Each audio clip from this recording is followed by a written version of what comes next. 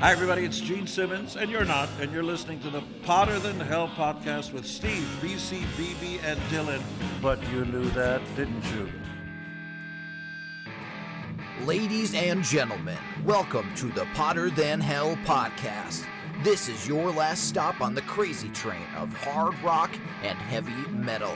So sit back, buckle in, and hang on.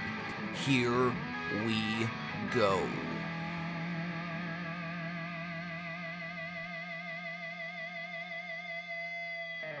Hello, Potter Than Hellions. Welcome back to the Potter Than Hell podcast. This is Steve, and with me this week is BC and BB, our graphic artist BB. Whoa, That's right. And Dylan. hey, I have a passion for graphic design. see that? Dylan. I can say he may actually have a degree of some sort of Digital media. media yeah. design. Sure. All right. Well, you can be a consultant. Yeah, there you go. All right. And returning for the first time this year, and I'm sure definitely not the last time this year, our buddy Brad Rusthoven from Slamfest. How are you, buddy? Hey guys, how are you? Thanks for having me. We are great. Glad to have you back. Happy New Year, Brad. Same to you guys. Yeah. Yeah, good to hear getting members of the family back as we go along through the year here. And actually, we haven't. I don't think it's till next week that we record an episode with just us four, which is fine. We like our guests, our brothers, and sometimes sister in podcasting. So, Brad, how's things over there at Slamfest? Good. When this comes out, I'll be at episode 244, so nearing 250. And right now, I don't know, which is odd for me. I don't know what episode that is because I got some real-time shows that I might be hitting. You know how I slide those in, so it kind of pushes off my concert chronology. So I don't know what episode 250 is going to be, but another milestone not too far away. So things are good. Awesome. Yeah, we're creeping up on 400, and like you too. I don't know if you hard count your episodes because like we've had bonus ones and stuff, so we're probably over 400 already total. We definitely are at this point. But our 400th official episode's coming up. I think in April. I think we're recording it in April. So early congrats on that. It's always cool to have little milestone episodes. And speaking of Slamfest, I do have a bone to pick with you, Brad, and your podcasting partner that you had on there a couple weeks ago, Kevin Williams. The Shanker episode. Yes, when you guys did the MSG episode, and you guys did your set lists, neither one of you guys had Cry for the Nations in your live set. What the hell is the matter with you guys? I'm listening. I'm like, okay, they're going to put it here. They're going to put it here. They're going to put it here. And they get done. I'm like, what the fuck? We only had 18 slots. Only. Slots. That's the excuse. He has a very long and storied career. There's a lot of songs to cover. I know that, but Cry the Nations. That was 19th on Brad's list. They just missed the cut. They're playing that on the way out. We talked about that song and how weird that intro is. I know. That reggae, whatever the hell's going on at the beginning of that song. And but the rest of the song is pretty good. And I could never think of what that reminded me of at the beginning, but I think it was Kevin that said it. It sounds like a Jimmy Buffett song at the fucking beginning. Yes. I'm like, that's it. But they don't do that live, thank God. And the version of that on live at Budokan is just absolutely fantastic. So I just wanted to have a little bone to pick with you. I can't let you off the hook all the time. You know, it's funny with me. Everything revolving around concerts. I don't talk about, come up with set lists or come like you guys have had more episodes talking about coming up with dream set lists than I have. I talk about the actual set list and then kind of, pick at it a little bit. But every once in a while, I throw out a question like that one where we had to come up with a set list because that set list of that tour back in 2012 was so UFO heavy, and he had Robin frickin' McCauley on vocals, and they did like one song from his era. It was brutal. So that's why we did it. We were like, hey, let's do what we would have wished would have been the set list. Someone would have had a good set list. Yeah. So. All right. And speaking of set lists and concerts, they just announced M3 last week, and a couple days ago now, but it'll be like last week by the time you guys hear this. And I'm going to read the nights and then the bands, and we'll have a mini discussion here. Okay, night number 1, Sebastian Bach headliner. And band number 2, Snake Oil. Whoever the fuck that is. Maybe it's Snake Sabo's band, and they're opening up for Sebastian. You got a better chance of, I don't know, Rush getting back together. It might also be Sebastian Bach himself, because I always took him as kind of a snake oil salesman. Could be. So that's it for the first night, and it's May 2nd. Just Sebastian Bach and Snake Oil. So I don't know, because it doesn't even say like other bands to be announced or something. So that must be hard and fast, maybe. I don't know. Day number 2, May 3rd. I'll go from the bottom up. Soundcheck Rock. I'm assuming that's like a school of rock kind of thing. Yes. Red Voodoo. We've seen them. They play on the Monsters of Rock cruise. I think Tony Massalin's friends with one of the dudes or a couple guys in the band. Child's Play, one of BC band. Steven Adler. He just wants his friend Slashback BC. Slaughter, Winger, Accept, and headliner David Lee Roth. That can either be awesome or be a fucking train wreck. Third day on Sunday, they really drag this out anymore. Soundcheck Rock plays again, opening up. Spread Eagle comes on. Vixen, Lita Ford, Great White, Warrant, Ace Frehley. So speaking of train wrecks, that could absolutely be a train wreck. And ta-da! It's all over, the hard rock world right now. Stephen Pearcy and Warren DeMartini performing Rat. What do you think, Brad? That's your old stomping grounds down there. That is my old stomping grounds. So looking at the dates, I saw they released the dates like a couple weeks ago first, when it was going to be. And then, this just came out not too long ago. The weekend before that, the Slamfest crew is going to be in Vegas seeing AC/DC at Allegiant Stadium. So being able to pull this off the following week, I'm not sure. Not sure that's gonna happen. But it's I think it's an interesting lineup for sure. I mean, Bach, I've enjoyed seeing Bach solo before, so I think that would be good. Child's Play, BC's band. Hey, BC, you and I need to talk about Child's Play sometime. I'm a huge fan. I got into them when I was living out there too. Yes. Got turned on to them while I was out there. Except on there's very cool. The Sunday. So Sunday's good overall. So what do you guys? So this Piercy DeMartini, they're going to be on Trunk this week. They were on today. They were on today. Or was it today? Okay. I think it was today they were on. Yeah. It looked like Piercy was going to be celebrating Invasion this year. Yep. So are they going to play that in its entirety?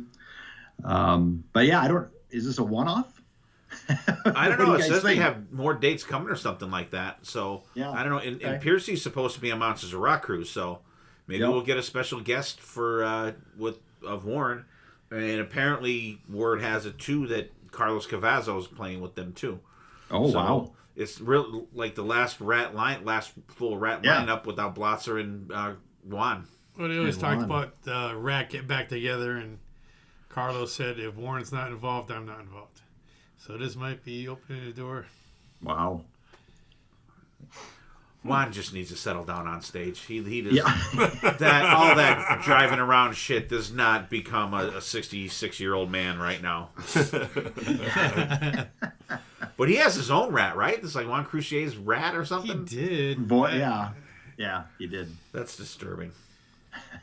What do you think, BB? You know what? This can go really good or really bad. Like, it could be a fucking great weekend. Like, if Bach's on his game, and then David Lee Roth doesn't go like crazy ape shit and just kind of sticks to some old Van Halen tunes and some of his solo stuff. I think this could be.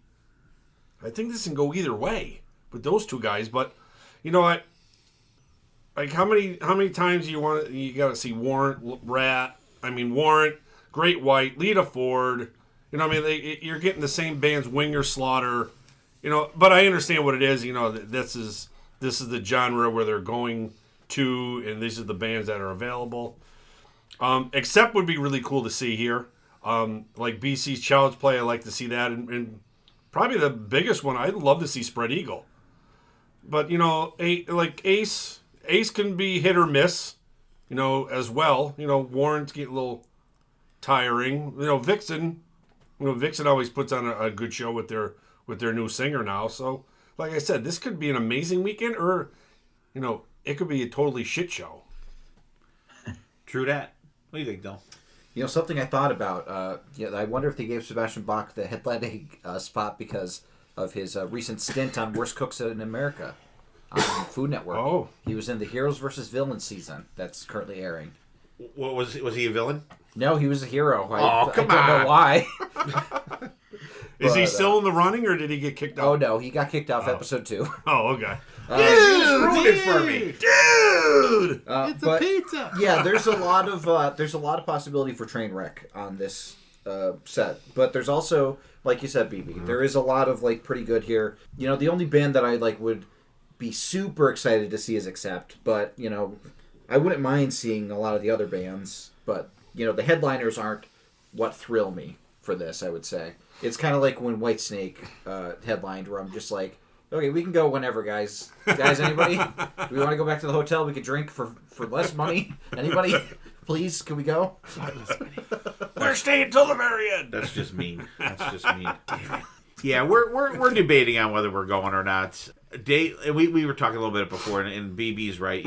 Like Diamond Dave, it could be great because last time I saw him, he opened up for Kiss down in Allentown on one of the legs of the End of the Road tour. God only knows whatever year that was, and it was good. He stuck to VH. I think he did Yankee Rose. He didn't try to Juan Crucier it out there, and it was good. I mean, we've seen. I think I just counted. I think I've seen 10 of these bands in the last 5 years. We haven't seen Vixen with the new singer yet, but Piercy and DeMartini. Like I said, if he brings him on the cruise, that'll be cool. Who knows where they'll play, with how things are going on that ship, but we'll see. But it's pretty. It's not terrible. It's not terrible. I'm sure there's people on that online losing their shit over it in one way or another. But whatever. So the biggest thing. Hey, it's just good. It's always, regardless who the fuck is playing, it's always a good hang. It's always a good hang. The biggest factor in this weekend is the weather. Yeah. Last time we were there, we froze our asses off. It was fucking snowing. Fucking 42 degrees when we left on the Friday night. That's why people are always put it later May, early June. Yeah. Remember they had it in June the one year? It was fucking Africa hot down there. And Brad was probably 3 miles away sitting in his air conditioning. So. Oh. All right, so I just wanted to throw that out there, and and real quick, I just wanted to say too that they for anyone out there that is going on Monsters of Rock cruise, they put out the merch link out there, and hopefully I'll have Dylan put it in the show notes if anyone is going on Mork and they want to pre-order their merchandise. Which is, I was absolutely in shock. Last week I ordered my. BB talked about it when we got done recording last week, and I got the link the next day on Thursday. I ordered it Thursday, and the merchandise was on my porch on Saturday afternoon. Well, I was like, holy shit. Did you get yours yet? I didn't get mine yet. We ordered it Sunday. Yeah, mine says Friday. Yeah, I'll have to look through my email, but it was literally I was happy. I'm going home Tuesday. Not there. No, not there. What the It was literally 2 days, but I mean, even for you, if it comes like a week, I mean, you can't order shit and get anything in a month anymore. So it's just I was like, holy shit. So that's out there too. So what are we listening to, guys? Dylan, how are you? What do you got going this week? Well, we're going to be talking about Green Day coming up very soon. And the thing about Green Day is it's like a bag of chips or a bucket of popcorn. I can't just have one handful and then be done. So I listened to the American Idiot album today. It still holds up. So good. It's one of those where a front to back listen never disappoints me. I'm always air drumming along to Trey Cool's drums and doing the harmonies on Boulevard of Broken Dreams, and it's just a great album, produced amazingly by Rob Cavallo, everybody's just performing on all cylinders on that album. So, American Idiot by Green Day was what I was listening to today. All right. Brad, how about you? What do you got going? Yeah, so as a podcaster, right? We're always preparing. so other than the songs for this week, which everyone out there get ready for 40 of the most different songs that you've ever heard of, right? It's fantastic diverse. though. It's so good. But for my show, so I've been listening to Candlebox, I've been listening to Queen, I've been listening to Joe Walsh and Foghat. And Steve, I think you threw on that live Foghat album a few weeks ago, right? I did. Was that I did. a couple weeks ago? Yep. Yeah. So I listened to that album not too long ago as well for an upcoming episode. So that's what I've got. Cool. How are you, BB? It was great. I had Casey here for the weekend and brought her home Sunday. So on the way down, she always throws on like all these girl bands that she listens to and that we may talk about later in the show. But on my way home, I listened to the whole catalog of Heat on Apple Music. Just let it shuffle play through all the albums and all the songs, and some really good stuff in there. And I didn't realize they actually have an album coming out April 25th of this year. So check that out when it comes out. It should be a rocker. Cool. Are they on the ship this year? They're not on a cruise, right? No. Okay. All right. No eclipses, right? No? I don't know. I'm drawing a blank. We're going to be doing a preview, so I really got to look and see what bands are on there before we actually do it. Are they on there? How about you, BC? I've been struggling lately. I mean, I've been listening, throwing stuff on. Just nothing's been grabbing me. Wandering lately. around aimlessly. I'm struggling. I've been checking out the new DT songs, which another Next week. Next week. Next Friday. Next Friday, yes. That it? That's Oh, it. you are struggling. Struggle. I even dug up Midnight Things by this morning. I guess. Boy, you really are scraping if you bring that one out. All right. Yeah, for me, and actually with listening to Slamfest, I threw on some MSG. The first two albums I threw on there. Check them out. A little AC/DC Back in Black and an AC/DC Live one. Dirty Looks, I rolled out those first two albums. Turn of the Screw and Cool for the Wire. Thank you, BC. New Bonfire album, Higher Ground. Really good. I'm enjoying that. And I threw on a little bit of Autograph the other night, the first two albums. Solid stuff. Really solid stuff. I'm enjoying those guys. And I still cannot get enough of Kissing Dynamite. I have a playlist that's been playing constantly. And it's just in my head. That and it's been driving me nuts for like the last fucking 4 days. Meatloaf, Paradise by the Dashboard Light, is in my head, swirling around there. It came on Classic Rewind the other day, and it's just that ooh, ooh, like I'm so sorry. It's just fucking, it's driving me crazy. It is. It's like an earworm. I can't get rid of it. It's fucking killing me. That song was played at literally every one of my school dances, and every wedding that I've been to in the last freaking 40 years too. And it was not popular with the teens. Let me tell you that. They don't understand. All right, so that's what we got going. Myself, some MSG, some AC/DC, little Dirty Looks, Bonfire, Autograph, Kiss and Dynamite. BC is struggling. He's struggling. Even though, a side note, Hair Nation's playing way better. Hair stuff. Nation is playing a lot of deep tracks lately. They are deeper tracks. And I was like, wow. Every time I hear it, I want to send you guys pictures. Yeah. Boneyard's doing the same, too. BB's got some heat going. But, BB, you know what I'm happy to hear? What's that, buddy? Even though it's not stuff that we would like, I'm so glad to hear that Casey is a music fan. Yeah, I'm it's so happy to funny. hear that. We listened once again. Like it seems to like she always throws on the Rumors album from Fleetwood Mac, and then even she surprised me. She knew who the Runaways were. She knew Cherry Bomb. I'm like, Classic. Where in God's name have you learned the song Cherry Bomb from the Runaways? It's been in movies, and maybe she saw the biopic. Yeah. You know. It was good. Sounds like Yeah, I had it in it was in my phone. I love this song. So then I had to go. I said, "Do you know who's in this song? Who sings?" And she had a Pat Benatar song. She had a Lita Ford. So she's All right. Good she's job, Casey. molding into a nice little jute box. All right. Love it. All right, Dylan's got some Green Day, American Idiot going, and Brad's got some Candlebox, Queen, Joe Walsh, and the Mighty Foghat going.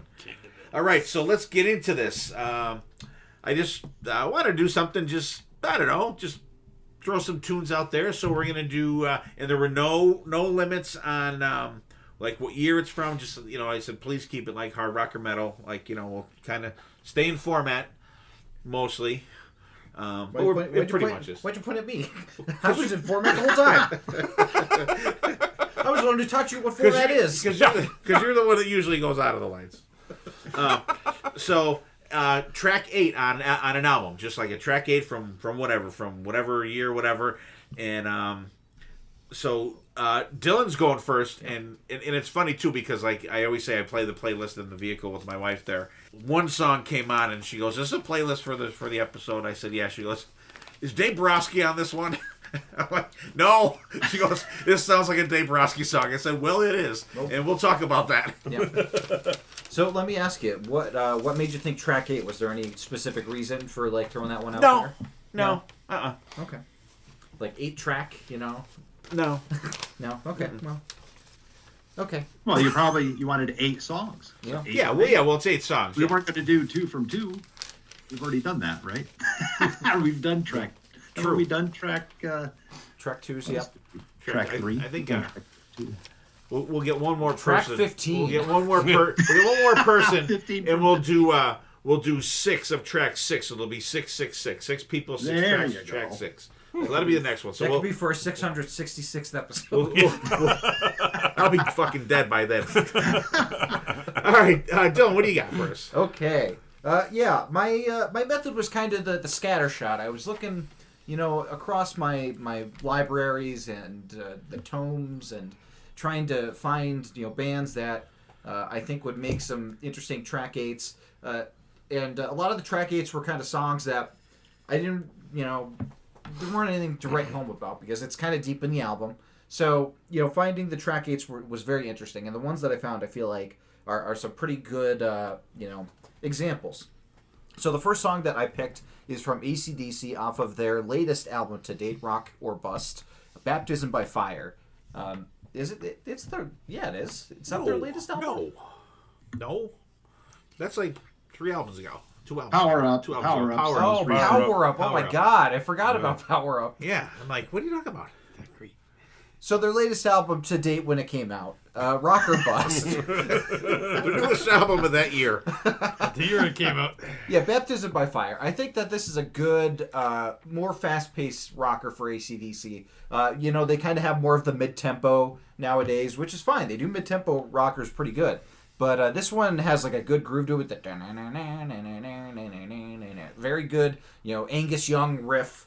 And it just has that get up and go that I look for in AC/DC. So that's my first track. My second track also has Get Up and Go from Suicidal Tendencies, the Art of Rebellion album, not their latest album. Gotta Kill Captain Stupid.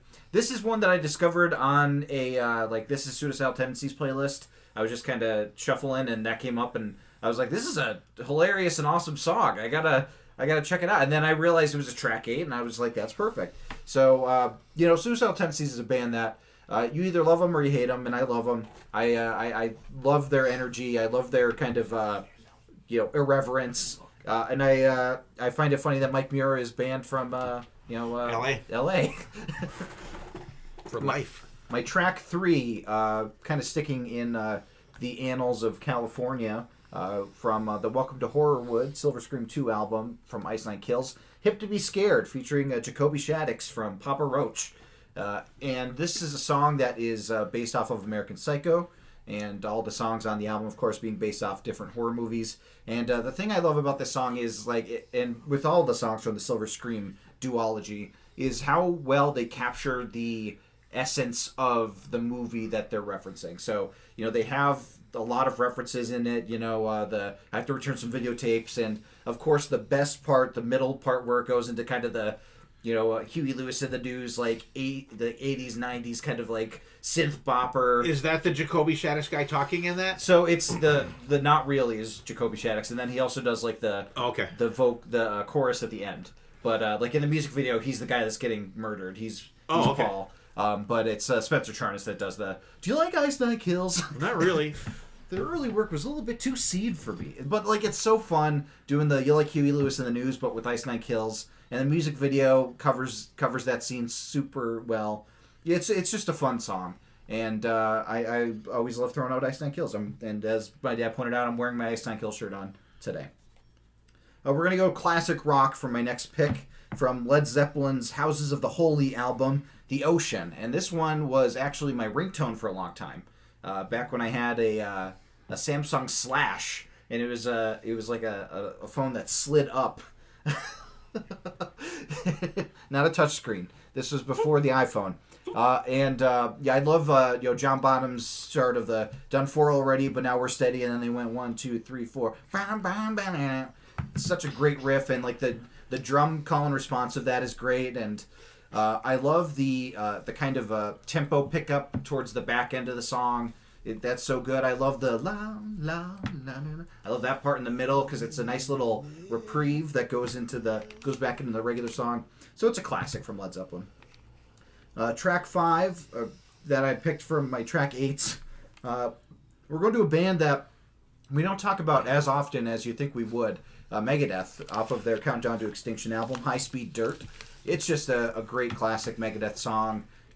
The title says it all. It's a high-speed rocker. No spoken word Dave Mustaine, though. That's probably the only negative I have of that song. That's a little unfortunate. You gotta say jump or die. Oh, that's right. That's right. So very little spoken word Dave Mustaine, but good nonetheless. My track 6 is from Green Day. Like I was saying, I was listening to Green Day because of the song off their Dookie album, which we did cover on the alternative rock episode, I believe. Awesome rocker. She starts off with bass, and that's always going to be close, near and dear to my heart. Mike Dirnt's bass lines are so good, very underrated, and it's a song that starts very sparse with just the bass vocals and drums, but then once it kicks in because Trey Cool's drum fills will never let you breathe during like a switch over. It's just such a great rocker. You can never be bored listening to this song, and this is a great album besides the very last track. So my penultimate song, as they say in the business, is the song that my mom was talking about, that she thought Dave Borowski picked it, because this is a band that we cover with Dave Borowski, Blue Oyster Cult, from their Fire of Unknown Origin album, Joan Crawford. This is just a weird song, and I love that. It starts with like some classical piano, just amazing, kind of riffage there from the piano, and it's just one of those that, the chorus is Joan Crawford has risen from the grave, so you know that you're in for a wild time with that, and it's got the jaunty piano as well during the verses, so I'm a sucker for that. But it's just a weird, out of left field Blue Oyster Cult song that I just love. And then my last song is from Alice Cooper, the Brutal Planet album. So this is 2000's Alice Cooper, and this was kind of the first Alice Cooper that I really experienced was Brutal Planet and Dragontown. Was that the other album? Dragontown. Those were kind of the two albums that I first remember experiencing from Alice Cooper. And Gimme is the song that I'm talking about. This is, kind of from the point of view of the devil kind of giving, trying to convince somebody to make a deal with them. And I love Alice Cooper could pull off like a devil character really well. And he, I'm your only friend. It's great. And the riff is super heavy. It's like, it's got that kind of late 90s industrial feel. This is like heavy Alice Cooper. So, it always like is crazy listening to this and then listening to like No More Mr. Nice Guy, because it's like very different vibes. But it's not the only Alice Cooper song we'll be talking about tonight. So those are my 8 track 8's. So what'd you think there, Brad? So is this what Steve would sometimes say? I love you, Dylan. But or is that Sonny? I can't remember who says that the most. They both do. I think we've all said it at one point or another. I'm just kidding. This, again, what a variety of 8 songs. AC/DC. I'm a huge fan of the Rock or Bust album. I feel like post Razor's Edge. A lot of those albums are, I mean, there's some decent stuff on them, but I mean, this album I think is great, pretty much from top to bottom. That riff, yeah, is great. That upbeat riff, kind of a Fleetwood Mac, Oh Well feel to it a little bit, which again is not a bad thing. Love it. Suicidal Tendencies, that cartoon intro, and again, these guys, I respect them. I just never really got into them, but the fact that they do some weird shit, I mean, that takes a lot of balls to go out there and do, some of the stuff that they do. And I mean, they had a decent following. I just never really got into them. Ice Nine Kills. So Dylan, you introduced me to them on, what was that? Making a Combo episode, right? Where you, I think, had a couple of their albums. I think this one was part of that. I'm impressed with it. Again, I don't think it's necessarily for me, or I'm the target audience for it. But again, it's so creative, and I mean, I'm a huge Papa Roach fan actually, so like to have him in there. And who doesn't love Huey Lewis? So a little Hip to Be Square in there. But the chorus, that it is Jacoby doing the chorus throughout the whole song. I assume or is it just at the end? I think it's mostly at the end, but he might be part of like the harmonies in the I mean, that chorus is so melodic, and I know that's kind of what they do from the stuff that I've listened to. So that was a cool song. Led Zeppelin, The Ocean. I mean, obviously it's a classic riff, classic, the oohs in there and the la la las and all that stuff is great. Megadeth, love Megadeth. I always thought on this album that this High Speed Dirt song and Skin of My Teeth at the beginning, I felt like those were sister songs almost to each other. The way they sound, which again is not a bad thing. Green Day, huge fan of Green Day. Got into this album in college, and actually she was probably my favorite song off of that album when I finally heard the whole thing and not just the hits. So love his vocal melody during the verse. Joan Crawford. So I'm not that familiar with BOC, and the first listen of this, I was like, Dylan, what in the world? Where did this come from? But after some subsequent listens, I actually dug it. I mean, the classical piano at the beginning, like you mentioned, was awesome. Is it weird and scary, and like what is going on in this song? And I think I tried to do some reading on it just to figure out what were they doing, and I found out, was Joan Crawford a term that people used in the 70s for cocaine? Did anyone see that or read that? I think so. I think that was part of it. Yeah. I mean, I knew Betty White was or whatever, right? But I never knew Joan Crawford was. So interesting song. And then Cooper, I mean, Brutal Planet, that thing. Wow. I mean, that's an unbelievable album. The Give Me This, Give Me That, over and over. That's so Cooper. And I'm on Your Side, Sincerely. Just the way he delivers that is great. So overall, I was just kidding, Dylan, at the beginning.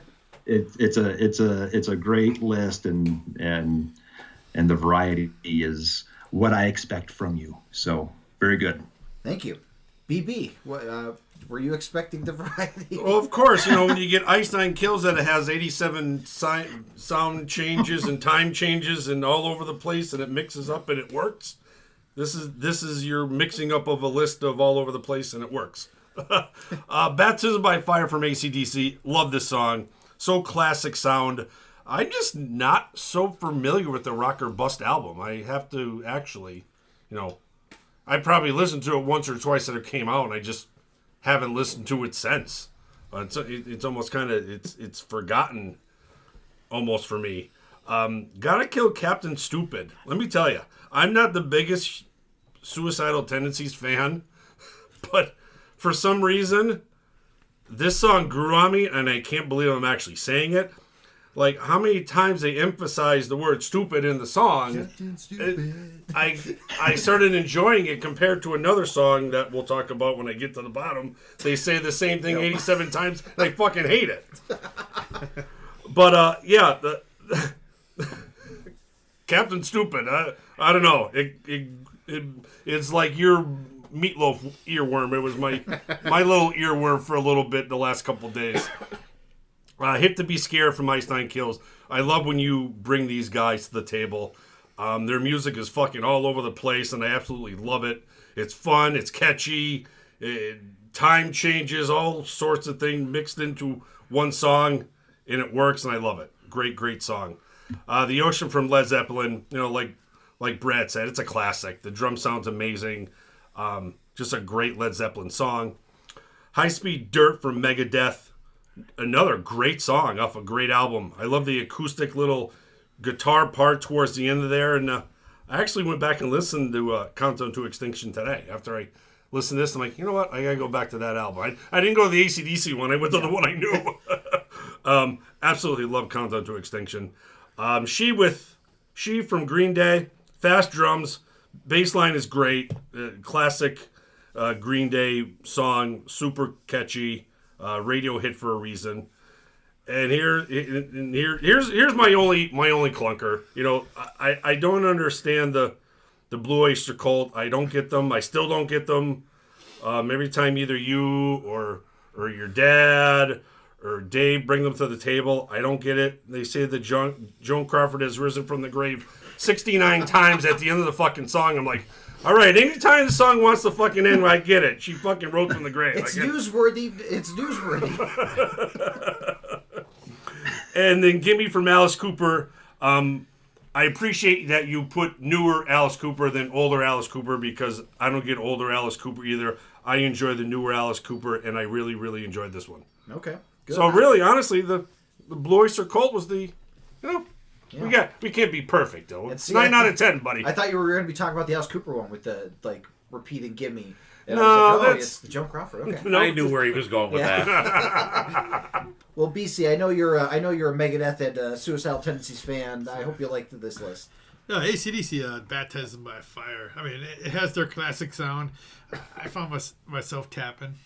I mean, I'm not very familiar with this album, like BB said. I mean, their later stuff, I kind of, you heard it, but you didn't really listen to it. So I'm guilty of that. But not bad. Suicidal Tendencies, Gotta Kill Captain Stupid. Did they play this when we saw them? I think so. I don't know. It's hard to tell. That first song went on for fucking 20 minutes. We thought it was 3 different songs. It was the same fucking song. Yeah, You Can't Bring Me Down. Yeah. You can't bring me down. Bring me down. But I just love the music and the grooves and the funny vocalists. I mean, just throughout the years. And they were great live when we saw them. They were fantastic. Really good. Great show.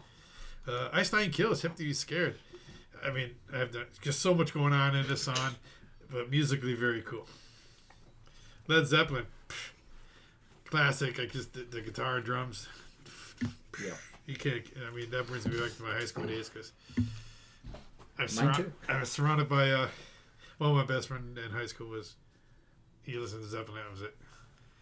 Another guy listened to Scorpions. That was I feel bad for him.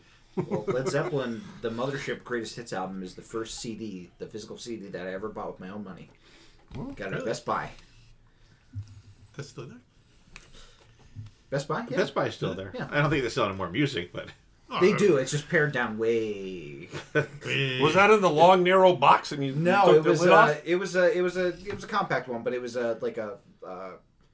not a jewel case. It was the fold out. Okay. Cardboard. Yeah. Yeah. Oh, Megadeth come up with Dave Mustaine. I mean, yeah, I do agree.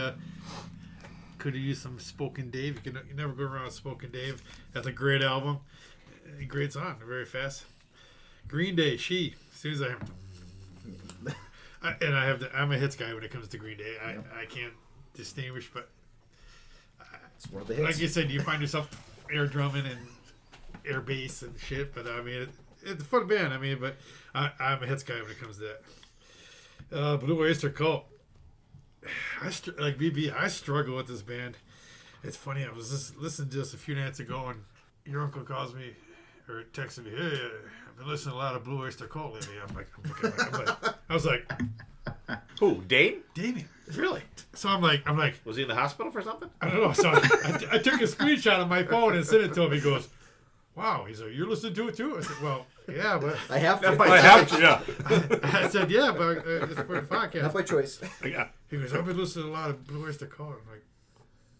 I'm like, So hey, whatever. I mean, I think it's when I got out of high school, I got on a third shift job, and Rock 107 played Blue Oyster Cult every friggin' night, multiple times. I think I just. Checked out. I think it's like, dog that got beat when he was a puppy. It always remembers the rest of it. You have the cowbell from Don't Fear the Reapers. Like, just playing in your nightmares. Oh, man, that was not 500 times. Alice Cooper. Give it. I mean, I remember this came out. I was like, ooh, fucking heavy grinding Alice Cooper. I like this and what's it, Dragon Yeah, Town? Dragon Town. They were both in this vein. Yeah. I mean, like I said, this was very heavier. I like it even has some spoken Alice in there. Yeah. You can't go around spoken anybody. Yeah, like Trigger Man. Oh, Trigger Man's fucking fantastic. Trigger Man. No, I good list. Other than the BOC. Yeah. Well, I know that you like Blue Oyster Cult, Dad. So what'd you think of this list? All right, we'll see here. We'll see. Whoa. AC/DC Baptism on Fire. I love that. I can't get that riff out of my head. And it is actually one of the more upper tempo AC/DC songs from like after like I don't know, Flicking the Switch, Flying the Wall era. After that, Solo totally rips on it. Suicidal Tendencies, Gotta Kill Captain Stupid, fun song. Just this song reminds me of running.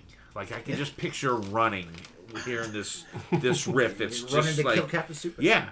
Ice Nine Kills, great song. I love the do you like Ice Nine Kills? Not really. That's like my favorite part of the whole fucking thing. I love it. Led Zeppelin on the Ocean. That's a no for me. I just am so. I wrote zzz Wow. next to it. It's. I'm not vibing with Zeppelin these days. Like, not at all. Ever. I don't think you ever. I'm not a huge Zeppelin fan. Like, not really. Like I like Whole Lot of Love, Stairway to I'm like a hits guy, but like not even a lot of the hits guy. Well, that's part of the reason why Zeppelin was one of my because it felt like it was a band that he broke away from me. It wasn't one of his bands. He left the nest. He left the band. nest. Like them and the Who were another because one. like they do Zeppelin Chronicles on Tom and Zeus do that, and I don't know. I think. What the hell was the last one? The Physical Graffiti. Yeah. I cannot get through that fucking album. I cannot listen to that whole album. I just don't. They just do not hit my DNA. I respect their legacy. I respect their influence. I'm just no. Megadeth, High Speed Dirt, great song. I love it. I love the end of where the fucking body hits the ground. Parachuting like parachute. I don't know if it doesn't work or if they just does. He doesn't wear one, but he hits High Speed Dirt out of the plane. Great. And actually that and Skin of My Teeth, like they're the two like fast rockers on that album too. Like love the both of them. Because even in Skin of My Teeth, when they slams the drawer at the end. Green Day, and Green Day's a band. I was thinking about that before. Like, there's certain bands that like BC will bring to the table, BB will bring to the table, Dylan will bring to the table that I don't go to. But then when I hear it, I'm like, I need to listen to more of this, but I somehow don't. But I do get my doses from these guys. We hit Green that rock Days, block when we were going out for my birthday. Remember that we were driving? Yeah. And Green Day's that band that Dylan brings for me. The slinky bass at the beginning, I love when it kicks in. The drums are fantastic, fun rocking song. I think it's great. Joan Crawford, I like this song. I think that chorus is just friggin' fantastic. Like I said, I don't know what it's about. The classical piano's got that creepy feel to it, very intense. Alice Cooper, Gimme. I love the heavy Alice. When this came out, me and BC were rocking this fucking thing all the time. We just like jammed the shit out to this, and I'm your only friend. I love because you get the Alice brings that part of the classic Alice in the those little creepy kind of lyrics and a couple. I'm the only one who cares. Like the sarcasm is in there too. You're hungry. Yeah. I just good stuff. Except for the Zeppelin. I'm sorry, kids. Can't do it. Can't. I like that you're fucking apologizing to do the it. kids, and it's like the oldest song on Kids, this. old kids, old guys, AARP people, whatever the fuck. Well, Dylan, it's not the oldest song on the list. I haven't gone. Oh, yet. it's not. Yeah, on my list at least. But speaking of the oldest songs on the list, though, Brad, I think it's You're Up. I think I'm up. Yeah. So when Steve bumped me on this, and when I sent my list to him, I prefaced it with, "Hey, I've been on your show a ton. I've talked about mostly 80s stuff and 90s stuff, you know." And I thought, well, I'm doing the AC/DC 2x2 with him, so we dabbled in some 70s. But I thought, hey, I think I'm going to focus on 70s this time around. And I said, I will almost guarantee there won't be any duplicates from any of the other guys from my list. So here are 8 songs from the 70s. So I went with Black Sabbath, Dirty Women off of Technical Ecstasy from 1976, which again, not an album that people talk about a lot. 7+ minute song, but there's a lot going on in this song. Lots of different parts. It's kind of got an eerie riff at the beginning, kind of creepy Ozzy vocal. Then, of course, Iommi goes through a couple different variations of the riff. There's even some guitar harmonies in there. But then when it gets to the main kind of Iommi riff and Ozzy's aggressive vocal in there with those dirty women, they don't mess around stuff, it's so cool. And then it takes another left turn into kind of a breakdown with a melodic vocal from Ozzy in there. I always loved the song. Again, album that gets kind of forgotten. Next up, Southern Girls by Cheap Trick. So this was off of In Color from 1977. Always loved this song. Great drum intro. I know it's on Budokan as well, but I love the studio version. Those guitar chords in the verse and the grand piano hits that you can kind of hear under that. Just a fantastic vocal from Xander. Great melody. Chorus is melodic. And then there's some hand claps in there, and then there's a kind of a tempo change when it gets into kind of a brief solo in there, but always loved the song. Wanted to include it here. And then yes, I included a Jethro Tull song. I don't know if you guys have talked about Jethro Tull on your podcast before, but so I got into them in college. I kind of did a deep dive into some classic rock in college and came across one of their compilations, and this song always stood out to me. So this is from 1970 off of an album called Benefit, but love the bass line and that piano kind of vibe groove that they've got going on in there. His verse vocal is double tracked and melodic, and I love how he sounds in there, and that it kind of picks up. And I always loved that kind of post-chorus riff. Yes, there's a flute in there and organ and stuff, but you're dealing with Jethro Tull. But always loved this song and thought his vocal was great in there. Next up, Montrose, so off of their debut album. The album only had 8 tracks on it, and this is track 8, so Make It Last. So this was Hagar penned song. That riff, so much space in that riff, and just an awesome groove, and kind of slowly builds throughout the song, and kind of going through, hey, my dad always told me, make it last, things don't last forever, that type of a vibe. Outro, I think, is cool. Those underlying backing vocals of Keep On Rolling, Make It Last as Long As You Can. Very, very cool song. Next up, REO Speedwagon. So went with Meet Me on the Mountain, which comes off of 9 Lives from 1979. And as I was kind of looking through REO stuff from the 70s, I was looking for a Gary Rickrath pinned song, because he obviously brought the rock and roll to this band, the heavier stuff, the great guitar solos, and that great riff in there, and love his guitar tone. Always love his guitar tone. Ripping solo in there. I think the chorus has got a good melody. There's some organ in there as well, but there's great outro riffing and soloing as well. So he tears it up on that song.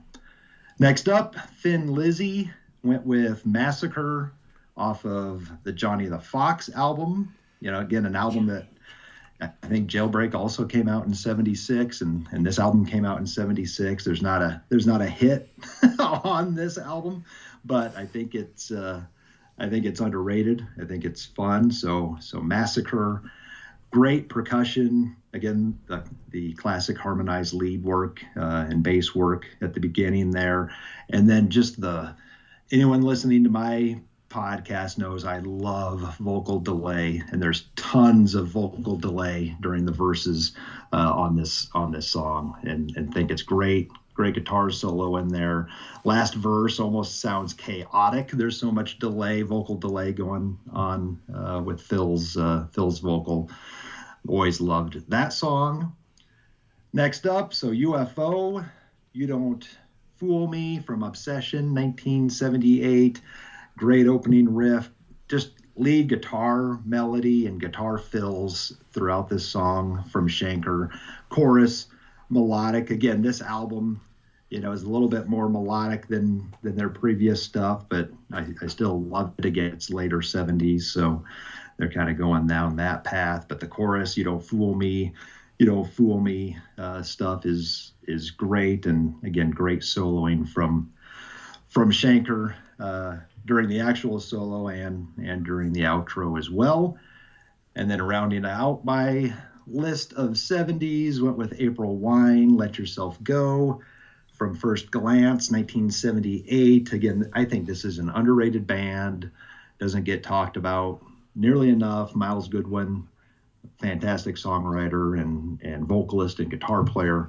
Unfortunately, I never got to see him, but lead guitar harmonies in there, kind of the verses are mellow, and he's got that falsetto going in there, but there's some cool lead fills in there and some power chords during those verses. And then the chorus, again, you've got those, I think, tom hits on the drums with the percussion during the vocal harmonies, and again, there is some vocal delay in there, which I love. And then you gotta love the false ending, right? The 70s gotta have a false ending where it stops and then restarts after a couple of seconds and then closes out. So there you go, eight songs from the 70s. So let's see, how about BB? What'd you think? All righty, the classic list. Yeah, you could be in a couple of weeks. You can come back with a lot of these songs, because I think we're doing like closers or something. So there you go. There's a couple I think are closers, but yeah, Dirty Women from Black Sabbath. I love Iommi's 70s sound and his solos. The keyboards sprinkled in there are so good. Ozzy screaming vocals towards the second half of the song are good. Yeah. Southern Cross from Cheap Trick. Yeah, I'm not the biggest Cheap Trick fan, but I appreciate this one because it's not off of Dream Police. So I thought it was pretty good. I just don't understand the clapping. The clapping really ruined it for me. Like I thought it was going pretty good, and then why do you need to clap through half the fucking song? You're bothering my ears. You don't like the clap? The clap? Don't like the clap. Teacher from Jethro Tull. Great classic Jethro Tull song. This was always a local radio station favorite. Played it a lot. I really enjoy that one. Make It Last from Montrose. Sammy's vocals, spot on, perfect. Ronnie Slide guitar parts are really, really good in that one. Meet Me on the Mountain from Mario Speedwagon. You may actually hear another song off this 9 Lives album in a couple weeks, but always a big REO Speedwagon fan. I don't think they got the love they deserve. The solo is great. The chorus is super catchy. The outro solo is just as good as the solo. Thin Lizzy, Massacre, chugging riff, killer bass runs. Phil's vocals are great. Classic Thin Lizzy song. And I love when somebody else brings Thin Lizzy to the table because Steve has to listen to it. So hopefully he doesn't shit on it. You don't fool me from UFO, like you said, Brad. Shanker's playing on this one is just outstanding. It's a highlight of the song for me. And Let Yourself Go from April Wine. I liked it. It's the first time I ever heard this one. It's a toe tapper. The drums for me are perfect in that song. Whoever the drummer is, man, he's in that John Bonham phase there. He's got some good fills going in. But yeah, perfect classic list. Nice. Dylan, what'd you think? Yeah, I had a couple thoughts when I first saw the list. My first thought was, wait, are we doing the classic rock episode earlier than I thought? Because I thought this was... And then my second thought was, oh, this must be BB's list because there's a lot of, it looks like troll picks for my dad. But lo and behold, it was Brad. Yeah, April Wine, that was the first time that I really heard April Wine. I liked it a lot. I enjoyed it. I'm going to have to check them out more. I saw that they do cover of 21st Century Schizoid Man on one of their live albums that I'm very interested in, so definitely going to check that out. Dirty Women from Black Sabbath. The Technical Ecstasy album is never one that I've really checked out before. I've always just kind of like pushed that one and Never Say Die aside, and I don't know, why, but I really enjoyed what I heard off this one. I mean, it has the Iommi essence that I like in the Black Sabbath songs, so I was not a hater of that one at all. Southern Girls from Cheap Trick. I like Cheap Trick, BB. I don't know what you're talking about. The clapping was great. Anytime I can talk about Joan Cheap Trick, Crawford and clapping. I can't handle it. Joan Crawford is clapping from the grave. But it's a good one. It is a very good one. Jethro Tull for Teacher. This is the second time we've talked about Jethro Tull on the podcast. The first time, of course, talking about Aqualung. So I was happy to actually hear flute in a Jethro Tull song because I was told, oh, this is the flute band, Ian Anderson. He plays the flute. And there was no flute in Aqualung. So it's good to see how the flute interacts with the other instruments. And I was very impressed. Make It Last from Montrose. The first time I heard this song was off of Tesla's Reel to Reel album. Oh, yeah. That's right. Yeah. And I always used to get this and In the Meantime by Space Hog confused because the vocals are very similar in the verses for this to the chorus of In the Meantime. That just could be a me thing, but it's a great song. It's crazy seeing kind of young Sammy before he branched out on his own and then went into Van Halen and then branched out on his own again and then went to Chickenfoot. But it's a good song. Meet Me on the Mountain, REO Speedwagon. Anytime REO Speedwagon comes up, I'm always like, why am I not listening to more REO Speedwagon? Because it's just like the guitar work is insane. Like it's so good and like the songs are always catchy and this one is no different. So I was very excited to get another REO Speedwagon song. Massacre from Thin Lizzy, I wish was longer, actually. I felt like it ended too soon. Like, I felt like it could have been like a song that kind of had a little build to it. But I enjoyed it. That's a good thing that I wanted more of it, I think. And then You Don't Fool Me from UFO. My God, that solo. So good. Amazing. So this was a great list, Brad. This was fantastic. Good job. Nice. So I gotta hold Steve till the end, right? so BC, what did you think? All right, Black Sabbath, Dirty Women. I mean, it takes probably a good 2 minutes into it till it catches me, and then that's where the solos, the jam sessions, and then I think somebody said Ozzy's vocals after that once. The angry Ozzy I caught. Yeah. I loved that more than the beginning Ozzy in this album. And then Tony Iommi's playing at the end there, and can't go wrong. Cheap Trick, oh my God. Southern Girls. This is a decent tune. It catches my ears. Cheap Trick is one of those bands when I was younger, putting a quarter in the jukebox they hear these songs. The diner made a lot of money off me. All right, number 3. I love you, Brett. Jethro Tull. This is falling right into where BOC was for me. Getting out of school and getting a job, and the local radio station played BOC and Jethro Tull.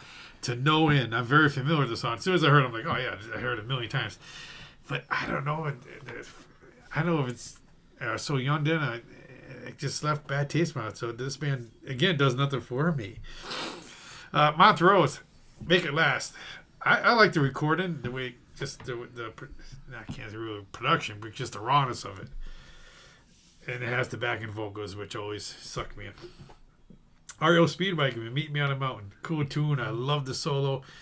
This is a band I've seen 3 or 4 times, and they were always playing with Ted Nugent and somebody else, and I was always going for Ted Nugent, at least the first time I saw it. And they came out, I was like, my mouth is, how rocking they were. Because growing up, I mean, they were like, here, Keep On Loving You. Keep On Loving Can't You. Fight This Feeling Can't Anymore. Fight This Feeling at the high school dances and all this shit. So you were into that. I mean, that's what I put REO Speedwagon with. But when you catch them live, they rock it up.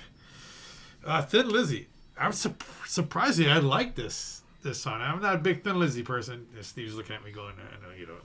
But I was surprised how much I really like this. I found myself going back and playing it a few times. So see, there might be hope for Thin Lizzy with me yet. UFO, You Don't Fool Me. Not bad. The guitar solo in this, the chorus sticks out for me. I want to get that. I keep forgetting to do it. The one he just put out doing all the UFO. Oh, what the My Years in the UFO. Shaker stuff, yeah. Years with the I gotta get that. And April Wine, Let Yourself Go. I like BB said I like the drums in the chorus. Yeah. I mean, and I was thinking all the time listening to this the other night. I'm going, Steve saw these guys. Steve saw these guys. It was me that saw these guys. You saw them, yeah. Holy fuck! I gotta Don't get old. Don't get old. But they were on one of the Monsters Rock Cruise, and we ducked in to see a few of the songs. They were quite rocking. I think this was one of the songs they did, but I mean, they were better than I thought they were. I mean, there was one of the bands like, and I pleasantly was surprised. But I like this list. So, Nice. All right, so who's up next? Oh, Steve, wait. Yeah. Okay, I thought you forgot about me. Well, I know you didn't forget about me when you picked half this shit on here. Whoa! So I'm going to go April Wine first. This one it wasn't a streaming song, so it was on YouTube, so I checked it out. Definitely very 70s sounding, and like BC said, I didn't get to see these guys. They played Monsters Rock Cruise last time, and like I just couldn't fit them in to see them. I was seeing someone else when they were playing. But I kind of regret it because like BC and Canada Rob and Berto, they went to see these guys and they raved about them. So, but I just didn't get a chance to see them. This song's good, very absolutely 70s feel to it. Yeah. The like right in the very like the first verse, the vocals seem buried. It's like what the fuck is he even saying? Then it seems like it gets a little clearer as it goes on. I love the bang bang, the bang bangs there. Yep. Lots of good melodic leads in there. I think it's pretty good. I would check more of these guys out. Sabbath, Dirty Women. I've listened. I know this song for years. It's got like that Sabbath doomy start to it. Like those underlying keyboards are really kind of creepy there. Tony Iommi really rips it up on this one. That heavy part in the middle, like BC said, the angry Ozzy vocals, and then some more good ripping it up from Tony Iommi at the end there. Cheap Trick, Southern Girls. I don't know. This one's a little boring to me. It's got some jaunty piano for Dylan, though. Decent deep track. I didn't really know this one, though. It's a song that I've heard the name before, but I've never really heard it. It's okay for me. I'll come back to that one. Montrose, Make It Last. I like the riff in this one. I think it's really cool. It does take a little while for this song to get going. And I don't know. I think it might have been Dylan said. I didn't realize this was one of the songs on Tesla Reel to Reel. I think it was Volume 2. It was on. I'm gonna have to go back because I just don't remember the song being on there. Yeah, they do a good job. Yeah, they do. Yeah. This song, like, it takes like almost a minute and a half to fade out. It's like, what the fuck? Yeah. It's a really weird long fade out. REO Speedwagon, Meet Me on the Mountain. I've always liked this song. There's tons of great early REO Speedwagon songs that you would never hear, like these days. This is a great deep track on there. Gary Rickrath is friggin' fantastic. more great guitar at the end. He just tears it up. I think he was one of the an extremely underrated guitar player in the 70s, and unfortunately he passed away before he was able to get back with them. And I never got this. I've seen them with Dave Rude was their guitar player, who was actually Ted Nugent's guitar player, and we saw him at Rocky Glen. But I never got to see them with Gary, but it is unfortunate that he did pass away before he was able to get back with the band to at least do something.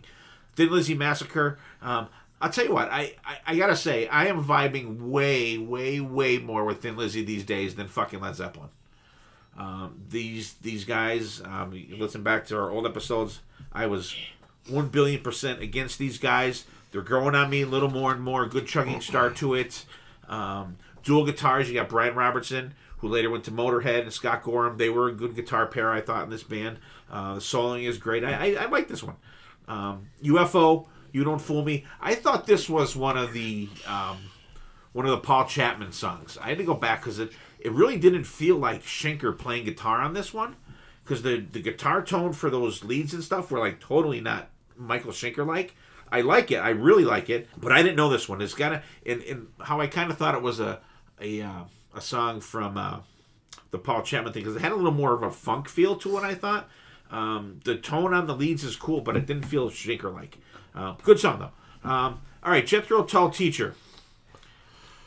I must have heard this song 1,000 fucking times like BC. I never had no idea what the name of this song was. No idea. Yeah. So I'm like, all right, Dave. I mean, Brad. I'll listen to this. I'll give it a chance.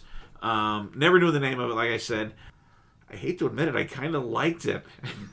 I thought the solo part kind of blended kind of cool with the flute and that. I thought it was like, because I never really listened to it. What made me like this better than, I don't know, what was it, Aqualung that we talked about? Like, yeah, that riff. I fucking hate that riff. Like, I like the rest of the song. It didn't have that in this song. I just, oh my god, that's just fingernails on the chalkboard for me. But this song didn't have that, and I thought that, like I said, I thought the flute kind of meshed really good on that one. I must be getting old, BC. I don't know. Am I taking drugs instead of drinking anymore? I don't know. I don't know. You know, you let me off easy. I did, and trust me, if I didn't like it, you would know. I know. But I mean, good diverse list, and it's funny because Brad and I kind of chatted back and forth when we were. He was getting his list ready, and I was getting my list ready, and I'll talk about mine when we go. But I like to hear everyone's methodology of how they went about picking their songs, and Brad went back, which was very cool. Fun list for the most part. Nice. Awesome. All right, so who's up? BB's gonna wrap up the first part here. All right. Uh-oh. Oh boy, here we go. Sleeves are getting rolled up. Sit back and relax. All right, so I just picked my songs, off of my library of nothing, pretty much of fucking killer riffs, solos, and heavy guitarness. So the first song I picked, which will be perfectly fitting since we talked about M3, the song "The Kid" from the band Kix, from their debut album from 1981. Great, fun song off their debut album. Has a little funky harmonica solo in there that's really, really cool from Steve Whiteman. Some cool call and response parts in there. And Brian Forsythe's solos just tears it up. Song number 2, She's Gone from Y&T, off their album 10 from 1990. Starts with a little cool plastic cowbell. When you got a plastic cowbell and start a song, you fucking made it. But Dave Manichetti's scream and his killer riff that he takes off with, so good. I think his vocals are so underrated. Like his vocals are just like catch my ear, and especially this one, they're absolutely fantastic. And even the band harmonies at the chorus are really, really good too. But man, as good as Dave's vocals are, his guitar playing is so much fucking better. His guitar solo is just off the charts on this one. Song number 3, Prowler, from the band Rough Cut, off their Rough Cut 3 album from 2021. Another great deep cut from these guys. It was unreleased, and then it was on a live album, and they pulled it out of the vault. They added some police transmissions in there from the beginning and the end. Paul Shortino's vocals, fan-fucking-tastic. Love his vocals. They added some like heavy guitar riffs in there. The drums are loud out in front. Really, really good song. And I tried to find it. Like, I don't know if this song is actually about like a night prowler, if there was like a serial killer that had like a name, because some of the transmissions you can hear like the last name is like Reed, and I tried to search it, I couldn't find it, so I don't know if they were just, you know, where they picked up the radio transmissions from the police, but it's cool how they added that in there compared to how it used to be unreleased. Song number 4, Stick the Knife In and Twist from Winger off their album 7 from 2023. The very fast song for Winger. Kip's gritty vocals are really nice change. Reb and Johnny's Roth's dual guitar solo playing back and forth is absolutely fantastic. It kind of has almost like a darker feel for Winger compared to a lovey-dovey radio hit. So that was a great one to find. Song number 5. Dylan kind of threw this out before. It's Is It My Body from Corey Taylor off the CMF 2B or Not 2B from 2024. This is a Record Store Day release album. It was full of B-sides and covers. And of course, this is an Alice Cooper cover from 1971. He heavies it up a little bit. He sprinkles his Corey Taylor-isms in there all over the song, makes it his own. Hopefully Dylan enjoyed that one for sure. Song number 6, Electric Messiah from the band Symphony X off their Iconoclast album from 2011. This is a progressive metal band from New Jersey. Loud drums, heavy crisp guitars. The riffs are great. There's pinch harmonics in there. Then they go into like really good band melodic harmonies at the chorus. There's keyboards. The guitar solo's off the charts. It's just a great, great song all around if you were into some heavy progressive metal for sure. Song number 7, Game Changer from the band Collateral off their Should Have Known Better album from 2024. This is like Heats and Eclipse's little brother. Fast song gets in, punches in the face, it gets out. The vocals are great. The solo is a little bit short, but it works and it's heavy. Just a great song. The outro solo really does it for me. It really picks up and kind of misses where the solo is. So that kind of filled that soloing gap. In song number 8, Digging for Fame from Dead Man's Whiskey off their In the Storm album from 2023. Heavy melodic sound, screaming vocals, heavy riffs, killer band harmonies once again at the chorus. There's some cool start and stop parts in there, and another heavy dueling guitar solo that's absolutely killer. That really makes my ears perk. You know what? For a change, we will go righty first. Oh, okay. Yeah, we're going to change it up tonight. Kicks the Kid from the debut album. Fun song. I like that. I love the back and forth. Hey, kid, the kid's a Brad. We got to get rid of the kid. I love the gang vocals at the end. When they start like really yelling it. Freaking good song. They played that a lot back in the day. I want to say they played that the first time that I ever saw them when they opened up for Quiet Riot at the West Side Theater in Scranton.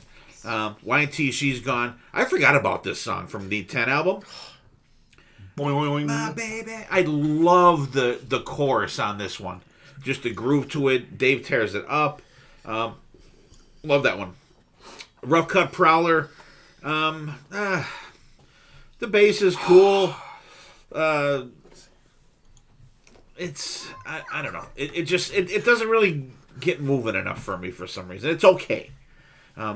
If you're gonna go Rough Cut, track 8, go The Kids Will Rock, I think, off the first album. Let me make sure I looked that up just for my own. Yeah, The Kids Will Rock from the debut would have been much better for me, but that's okay. Not bad. It is good. It is good to hear that like Paul Shortino's still doing something. Winger, Stick the Knife In and Twist. I want to say they played this on the cruise last year. fucking song rips. Fantastic. And I do love, and BB said it too, that like John Roth gets to play some leads on this album. Fantastic. I can't wait to see them on Monsters Rock Cruise. They're one of the bands that got bashed the fuck out of, but I'll tell you what, you will never regret seeing these guys live because they fucking bring it. Corey Taylor, It's My Body. Good cover. The bass for some reason stands out in this song for me. Like, it's really good. Good cover. Symphony X, they're a band that I've heard the name like 1,000 times. They got a really, really cool logo. Electric Messiah, stomping heavy start to it. And I don't really know anything about these guys. When you said they were from New Jersey, you could have said they were from Antarctica, and I would have believed you. Totally rocks though for the verse. Fun rocker. The bridge is cool in there, and there's parts in this song I'm like, fuck, is that like a keyboard soloing or is that a guitar soloing? I'm like, I like it. It messed really well. I didn't know which if it was a keytar. I don't know, but I thought this song was just like fucking ripping. Great pick because these guys are not on my radar at all. They're one of them bands that you'll see every now and then in like the Blabbermouth news or something like that. They're doing this or that or whatever. I never read it, but I see the name. But now maybe I'll stop and read it. Who knows? Collateral, Game Changer. I'm like, who the fuck is this? And for some reason, you must have talked about these on a hidden gem or a gem song or something at one point because they were in my. This album was in my Apple library. Choppy riff. Good rocker. I like the guy's vocals. There's a really good bridge. The pre-chorus and chorus are really good. The solo is melodic. I think this is a fun one. I enjoy that one, BB. Dead Man's Whiskey. One of us brought this as a hidden gem. We might even done a gem song on this maybe once. Digging for Fame. I like these guys. They're a tiny, I think, southern tinge for me. I think I think this is fantastic. There's like a dual harmonic, like guitar harmony in there, and then the friggin' killer solo. This song is fucking great. This was a great song to wrap up the list. Nice. Dylan.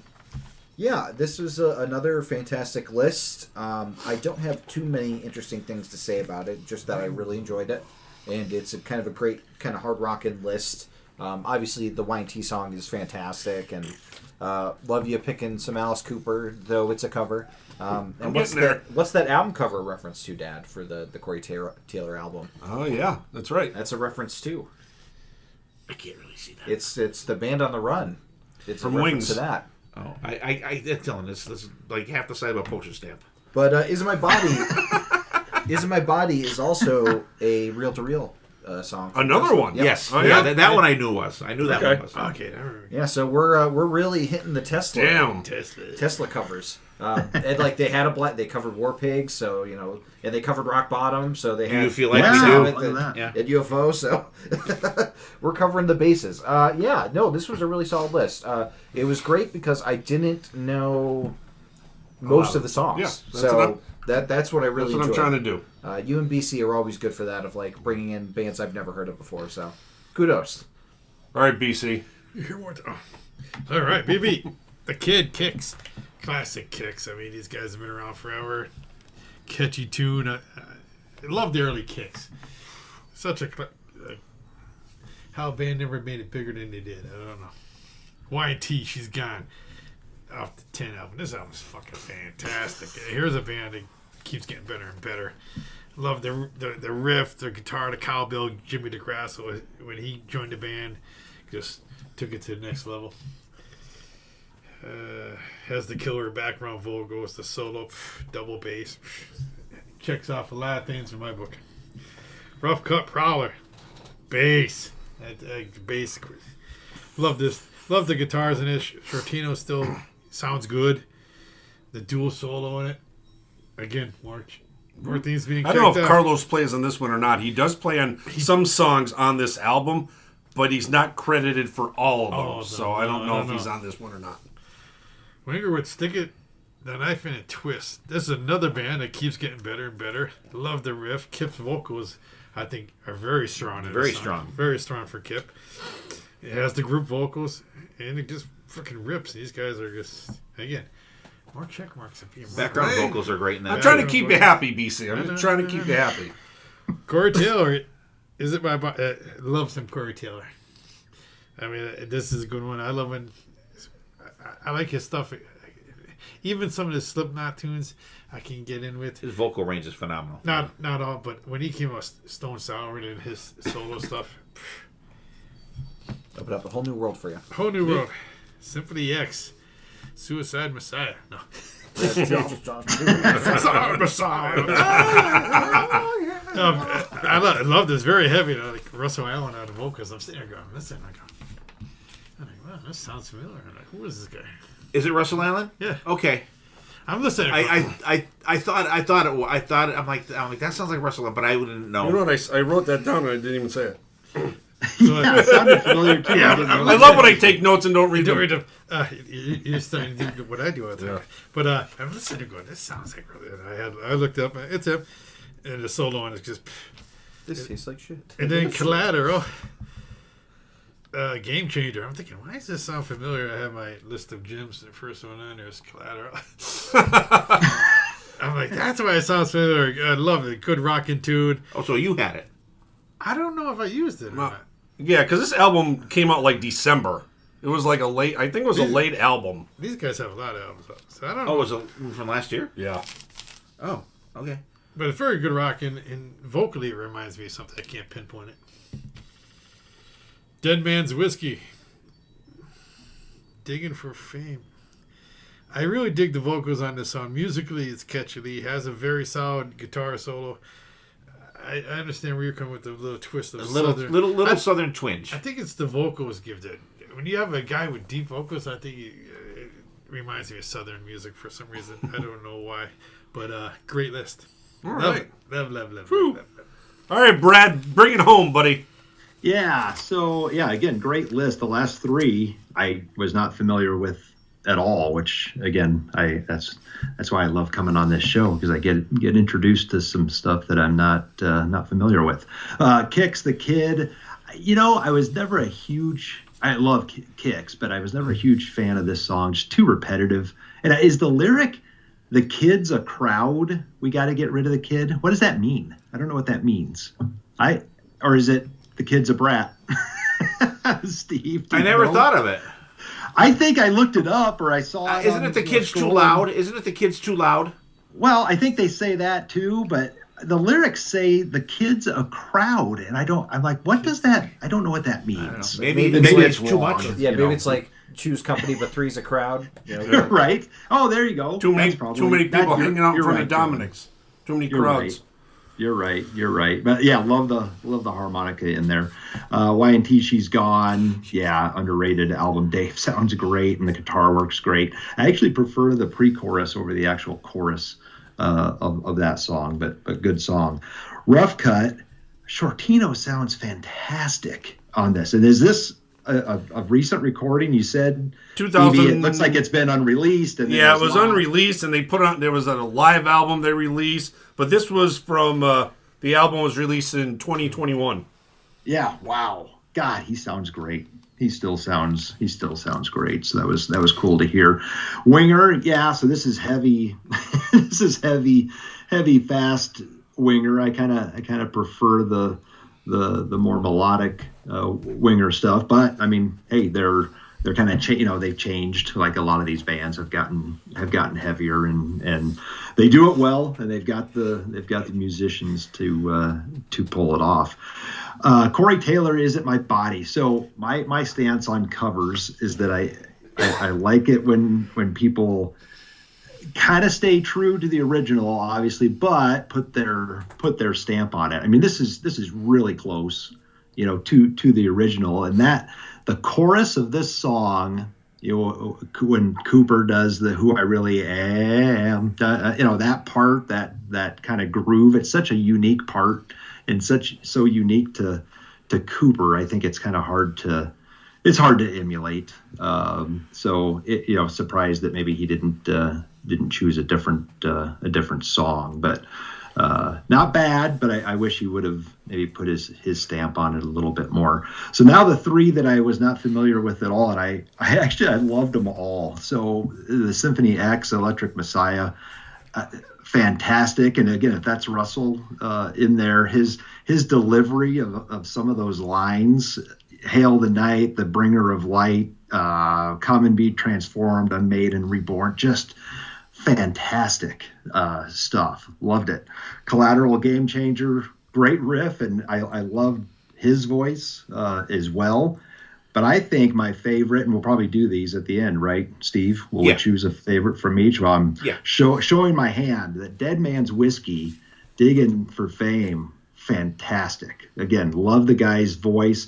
It kind of sounded at times, even in the chorus, there was some Nickelback or Theory of a Dead Man. Maybe it was just the way that he was delivering it. But man, oh man, loved the song, and he had some great screams in there as well. So again, seeing this on the list, I'm like, I have no idea what these three are, and I was a fan of all of them. So great list, BB. Thank you. All right, there's Dylan's, Brad's, and BB's list, and Brad is going to intro our gem song this week. What do we got, Brad? Gem of the week, or gem song, gem song. So sticking with the theme this week, I'm going with the 8th track from my favorite new release from 2024. So the band is the Mercury Riots, and it's their debut album In Solstice, and the song is Scream It Out.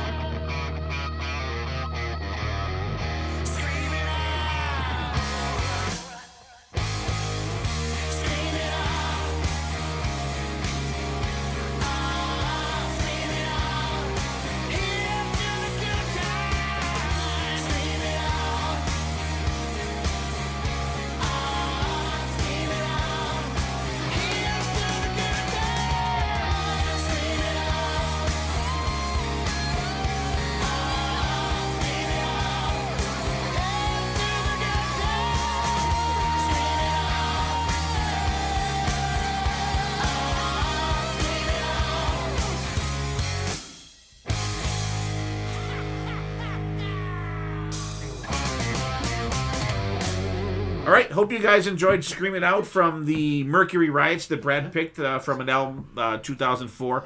And I remember Brad mentioning that or sending in a text or something like that. And they're a band that I wanted to check out. I never heard of. I wanted to give it a listen, but I didn't get a chance to. But I did now with Brad using this as the gem song this week.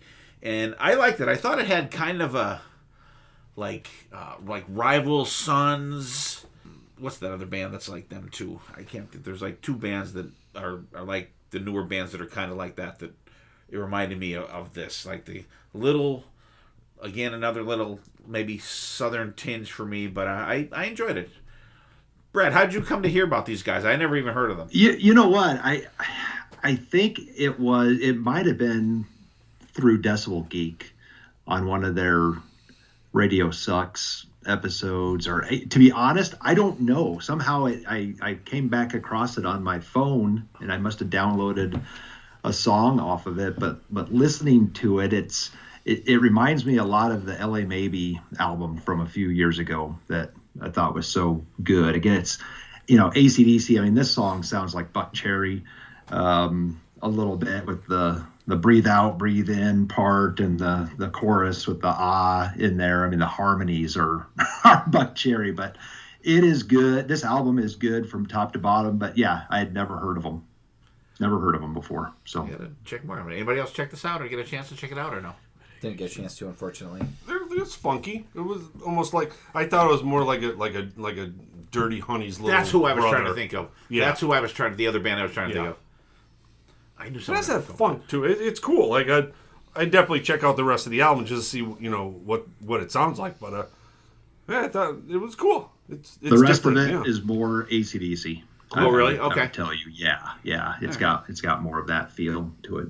Oh, cool. I'll definitely have to check them out. All right, so we're gonna get back into the list this one, and BC, you're up, buddy. BC. My list, I don't know. I just went through my Apple Music trying to search for things that I always try to push bands that people do not really talk about or even follow. Not everybody. That's right. But the first song on my list would be the band Vane off their 2011 Enough Rope album. Song Solid Gold. Very Vane always has a very distinctive sound, and Davey's vocals are very distinctive. Catchy chorus, has the group vocals, the solo. I don't know who's actually doing it. Back and forth there a little bit. I think it's a killer track to check out off one of their albums that are not very mainstream or popular, I would say. My second band would be, I don't even know how to pronounce even this game. Svengali. They're from Canada. This is from 1992. I just discovered it probably about a week ago. I was looking for anything new, like I said, and came across these guys. They have other albums out now, and even to this very day. But this is the album that caught my ear the most. Just the vocals are killer, the guitars are totally killer. Yeah, melodic, catchy choruses, but they're from Canada, eh? The third band I'm going to talk about is D-Raps, Wild to the Woman. Again, searching for shit, I come across this band. Very 70s fleam to it, like late 70s with Open the Rift, and has the riff with the drums and the cowbell very reminded me of Van Halen. Another band, they're from Canada. This is off their self-titled album, came out in 2022. They're supposed to come out a new album early this year. Just has the rocking chorus, and then it gets to the solo, and they're only a 3-piece band. Oh, it must be a Canada thing, but the solo is very Edward Van Halen. That's what. And the rest of the album is very, very good. I mean, check it out. I mean, I went with track 8's, but there's even with the Svengali or whatever. Svengali. Svengali. They have Under the Influence is the name of a track. That's the French pronunciation. But Under the Influence song is the first song on that album. The riff on that is killer.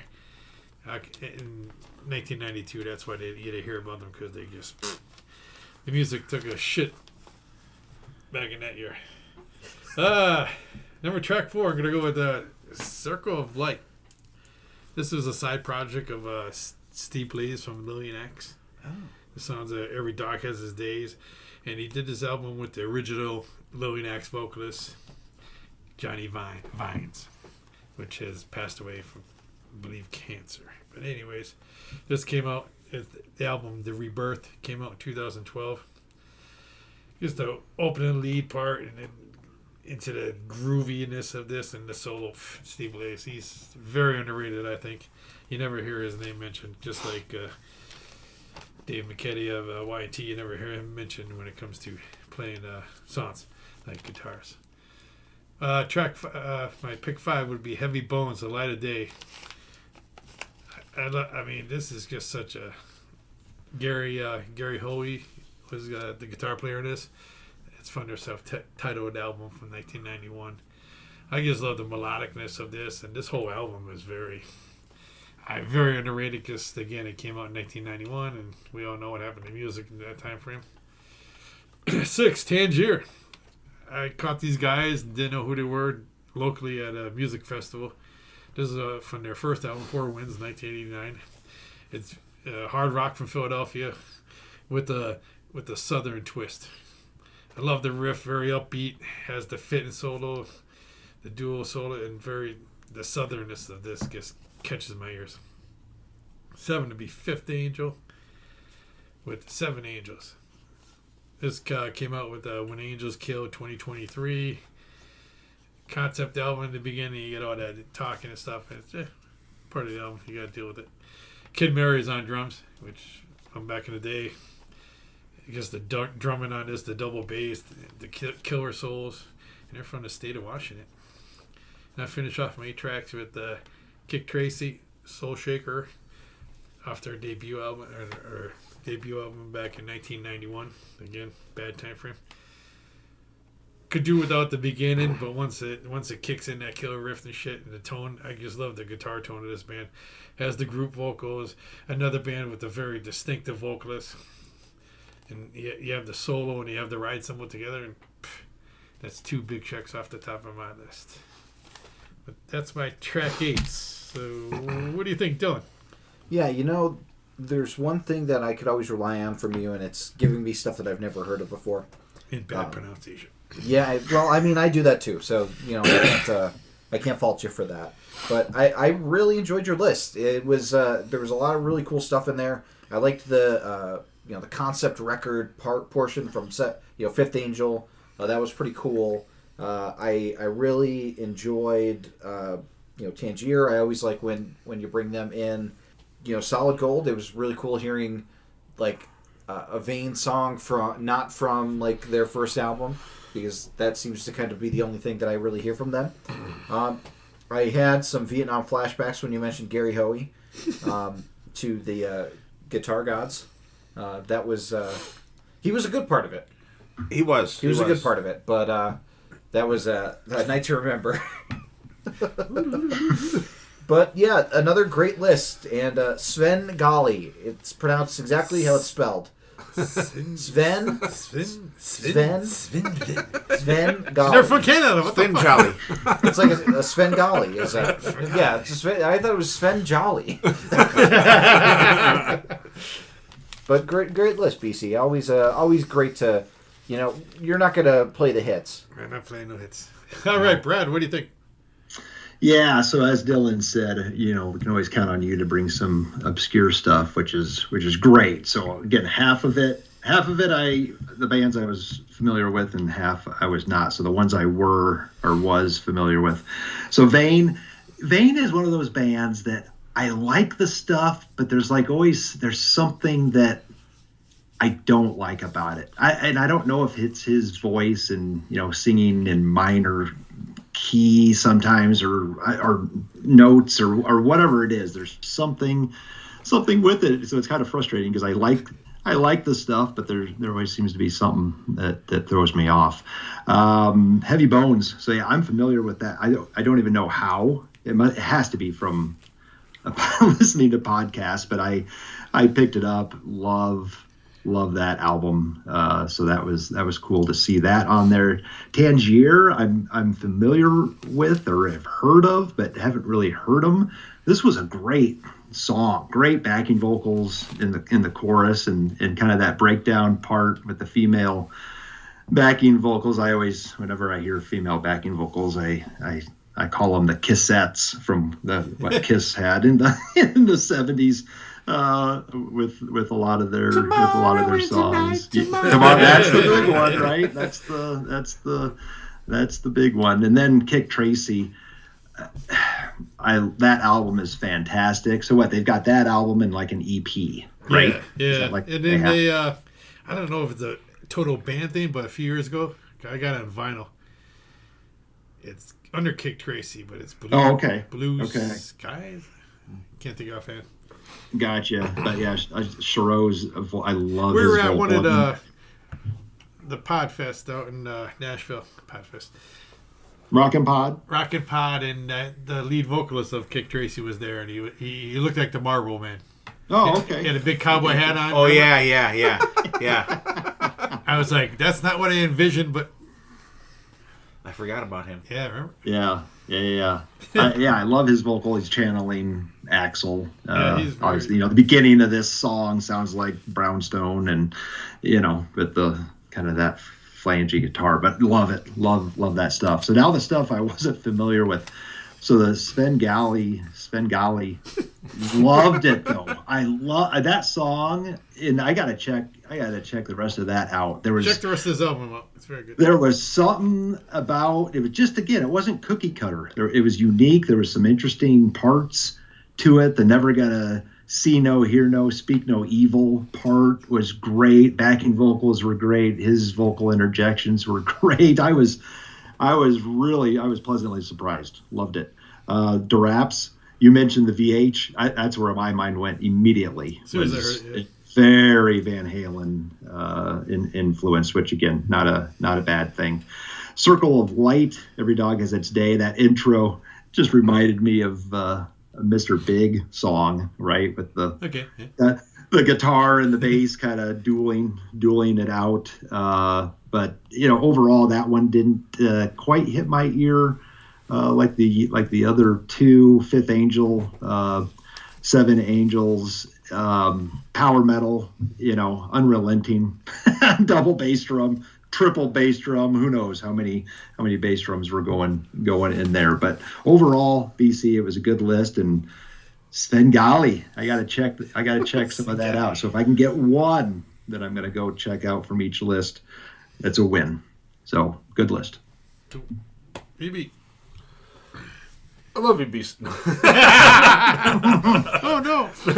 No, a solid goal from Vane. I'm a big Vane fan just like you. Absolutely love it. Especially like the band vocals at the chorus. It's just so ear-catchy. Delana solo is amazing. Great song. Real Thing from Sven Gali. It's a rocker. The chorus is super catchy. The solo is great. I've never heard them before, or him, or that song, or that band. So that was a great little, curveball from you.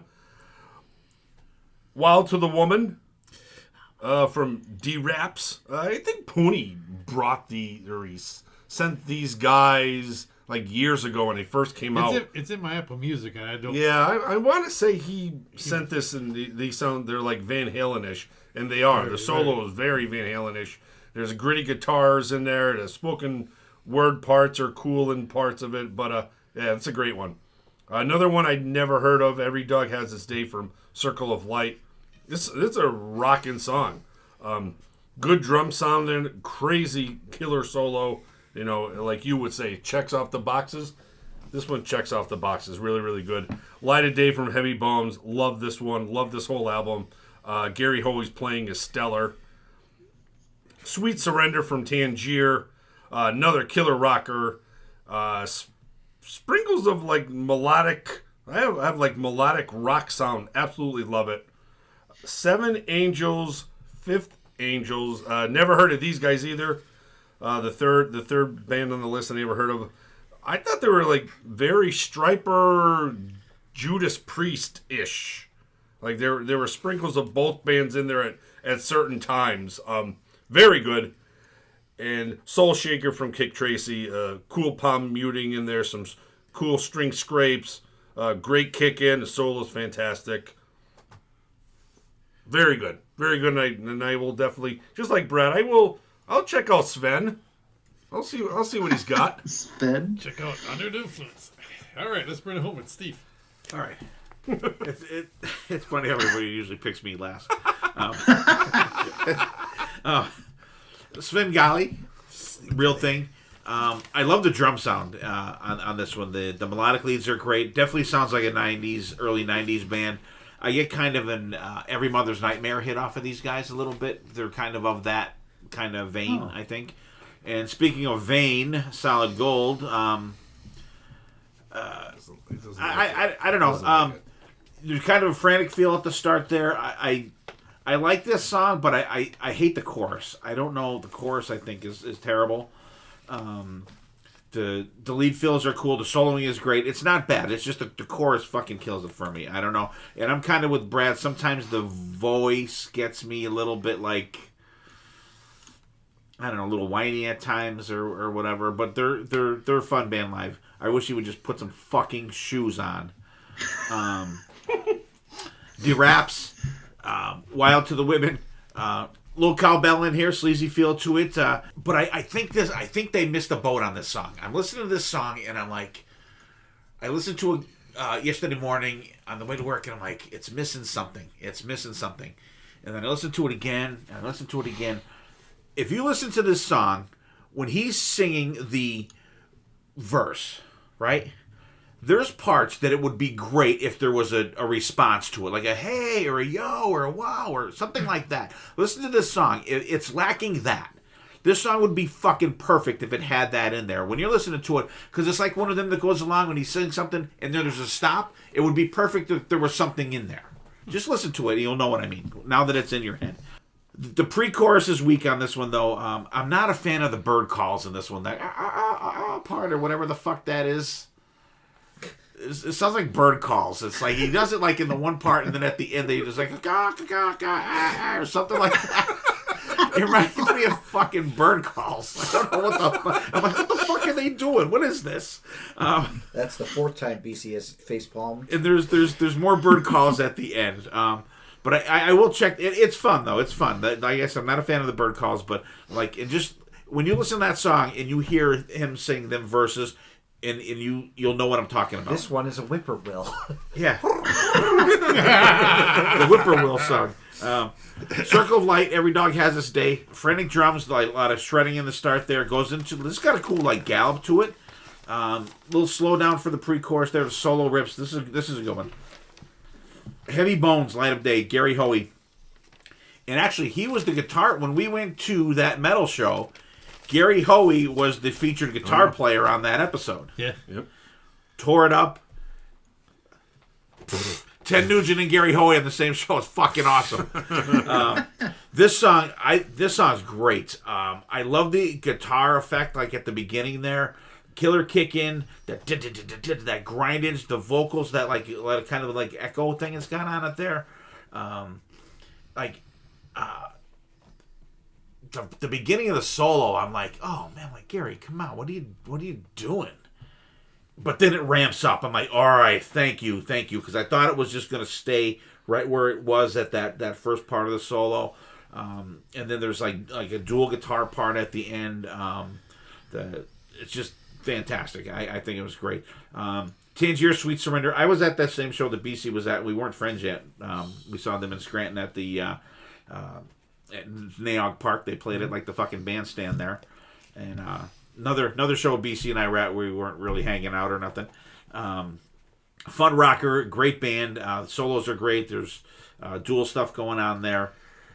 Kick Tracy, Soul Shaker, scratchy start, good song.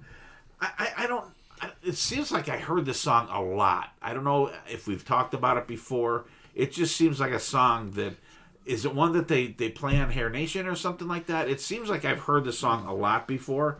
I don't think so. Unless it's one of them songs that I have fatigue on it. Just I don't know. I do like it though. I don't love it, but I like the crunchy guitars on it. It's not bad. Fifth Angel. The song Seventh Angels, the eighth track of the song. The third lie. In the third lie, yeah. Great song. The solos are great in here. Listen to the solos. I got like an Yngwie hit on these fucking solos. Just the tone and the kind of shredding kind of part on it. The song fucking rocks. The drums are killer on this one. Absolutely killer. Very like during the chorus, they're like, holy fuck, like not like Painkiller sounding, but Painkiller feel. Like you feel that power there. Good list. A lot of rockers I'll repeat what everyone said. Like BC brings those ones that we don't know to the table, and I enjoyed like 95% of it. Couple, I mean, and like even the Vane song, like it's not, I didn't like hate, like there's just a couple songs where there's a couple parts where I don't like, but you can, you know what I mean, you're not gonna totally dismiss a song because you just like it, like 5 seconds of it. So, all right, coolness. Oh, it's down to me. All right, Finishing it. so let me see here. What do we got? All right, so when we were doing this, I threw it out to Brad, had Brad come on the show, and so Brad was giving me his methodology that he was gonna, go back, and I'm like, well, even before Brad said that, I'm like, I'm just gonna do all newer shit. I'm not gonna go back to any classic albums or anything like that. I'm gonna just do newer stuff. So, I started my list out with a little Anthrax, Defend, Avenge from the 2016 For All Kings album. Their most recent album to date. Their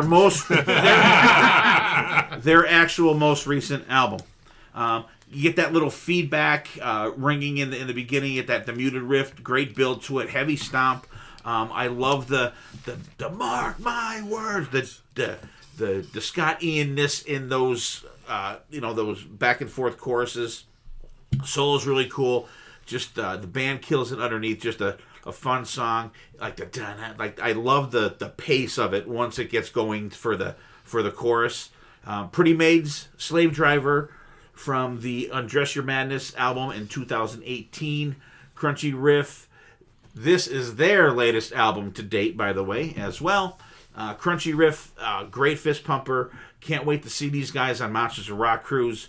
Great Ronnie Atkins vocals. Little grindage for the choruses there. Background vocals are fantastic. There's no real solo in this song, though. I was doing my notes on, I'm like, fuck, there's no fucking solo in here. Come on, Ken Hammer, throw a fucking solo in there, goddammit. And this is like, I have to throw these guys in there. I'm sorry, not sorry. Kissin' Dynamite, No One Dies a Virgin from the 2022 album, Not the End of the Road. This is a top 3 Killer Dwarfs, yeah. Kissin' Dynamite song for me. It just fucking rocks. There's like those little kind of leads in there. The vocals are great. Balls out for the chorus. I love it. In the very end, life fucks us all. No one know. They just have such a knack for the hooks in these songs. And there's a great breakdown for the first part of the solo, and then it just absolutely just blows the roof off, tears it up on the solo. Great build back into the chorus. I absolutely fucking love this song.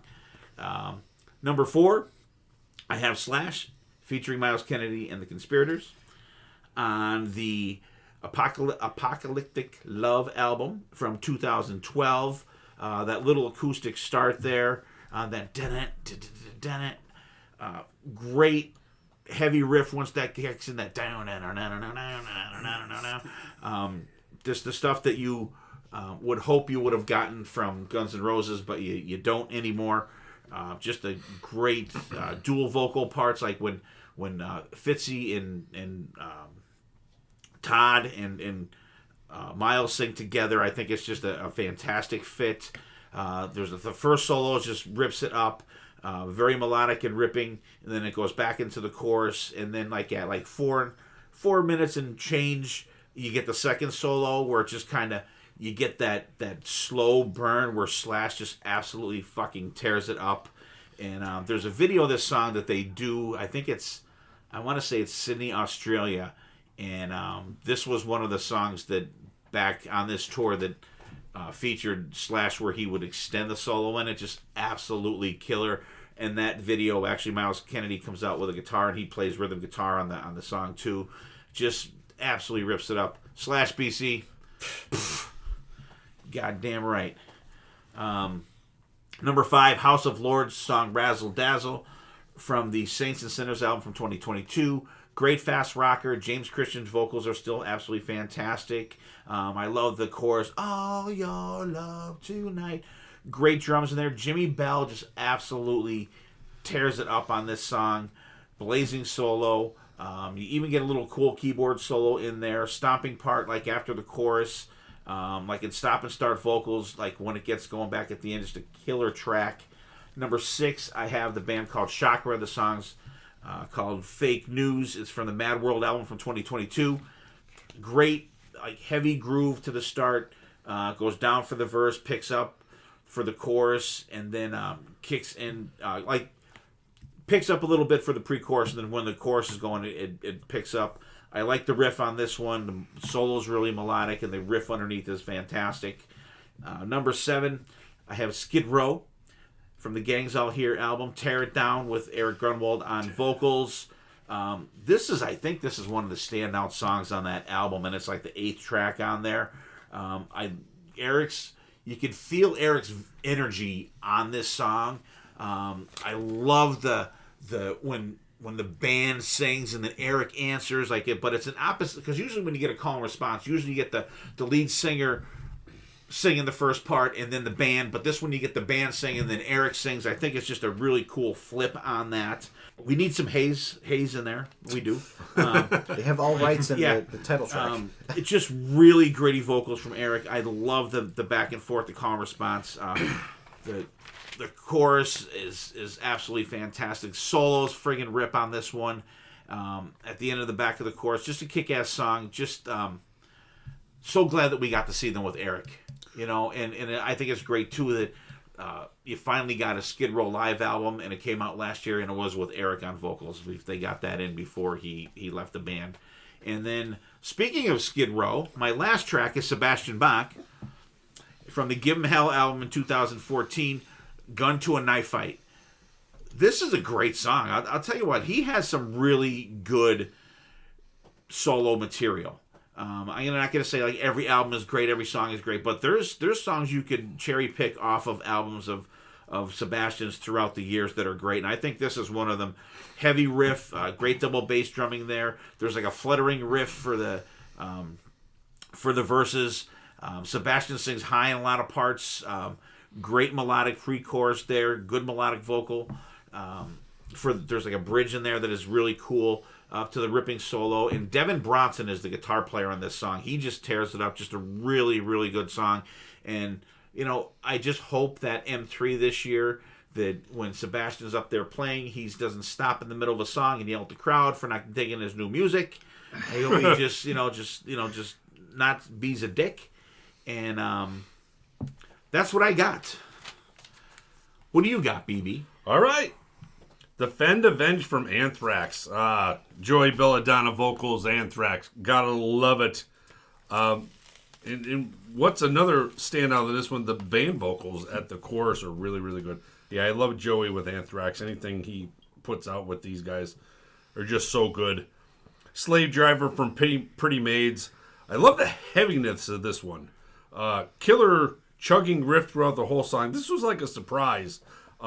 I know this was like off their later album, but I think I only listened to this once, and this was like a really good surprise for me.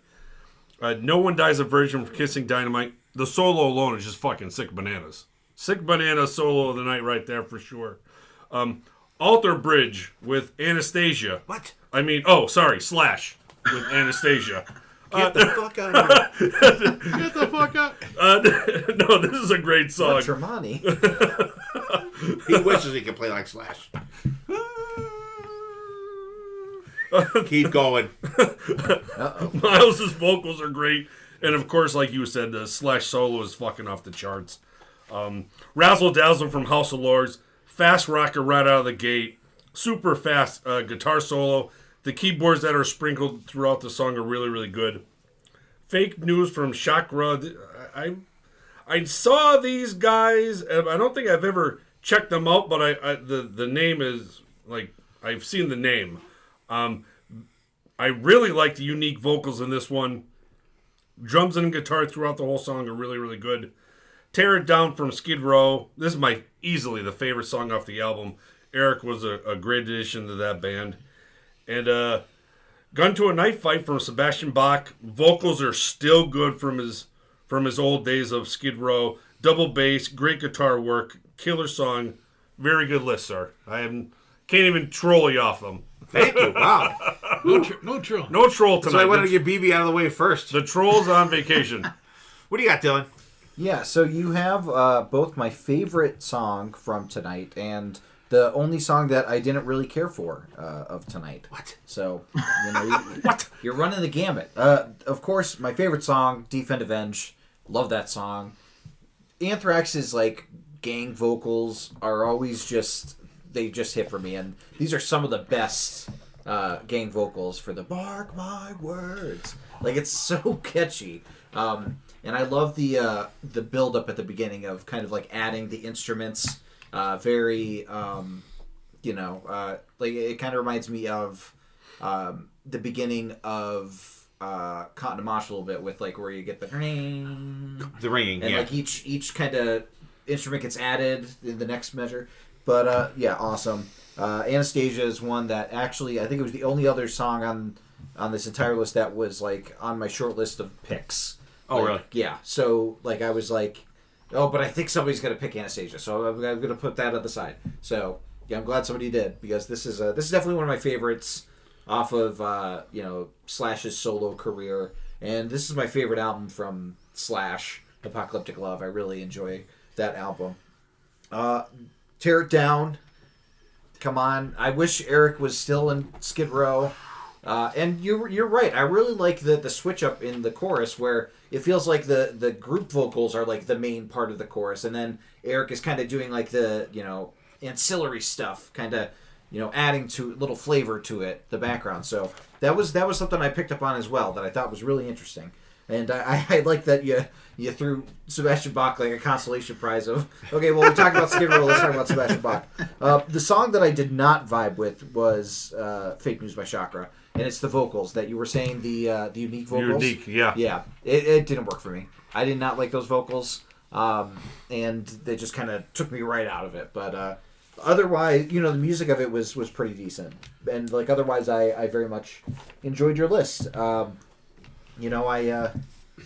only had the one complaint. So you didn't like the Kiss and Dynamite song? No, I like the Kiss and Dynamite song. You didn't say anything about it. Well, we've talked about that. I know, but still. That was I think that was one of the halfway albums for 2 years ago. I think it was. I think it might have been a birthday album. Because I want to say we talked about it the same day we talked about Ghost's newer studio album. All right. But all right, I'm watching you. Okay. Brad, what do you got, buddy? Oh, good. Yeah, good list. I'm familiar with everything on here except the Chakra pick. But the Anthrax, their last two studio albums, so good. And did you see they announced new album coming out in September? For the fall, yeah. Or something. Yeah, so really looking forward to that. But yeah, this is a great song. This could have led off the album with that intro. Yeah. That intro is so cool. Pretty Maids, I've got to dive into their stuff more. Every time I feel like I when I listen to you guys, or maybe I've been on episodes where you guys have chosen Pretty Maids songs, I love his vocal so much. I just need to get into their stuff more. Kiss and Dynamite, again, not familiar with it. You guys have been, especially you, Steve, been talking about them a lot. So I listened to the most recent album, and I liked it. I liked it a lot. This one, do you think that in the end, Life Fucks Us All is kind of cheesy at all? That lyric? I love it. Or you love it? I love it because it's so fucking true. Because it's true. It is true. I loved everything about the song. But it's a good hook. It's a great hook. Oh yeah, Kiss of Dynamite has a little bit of a cheese factor to little some of this bit, stuff. little bit of cheese, but it's nothing wrong with that sometimes. It's good.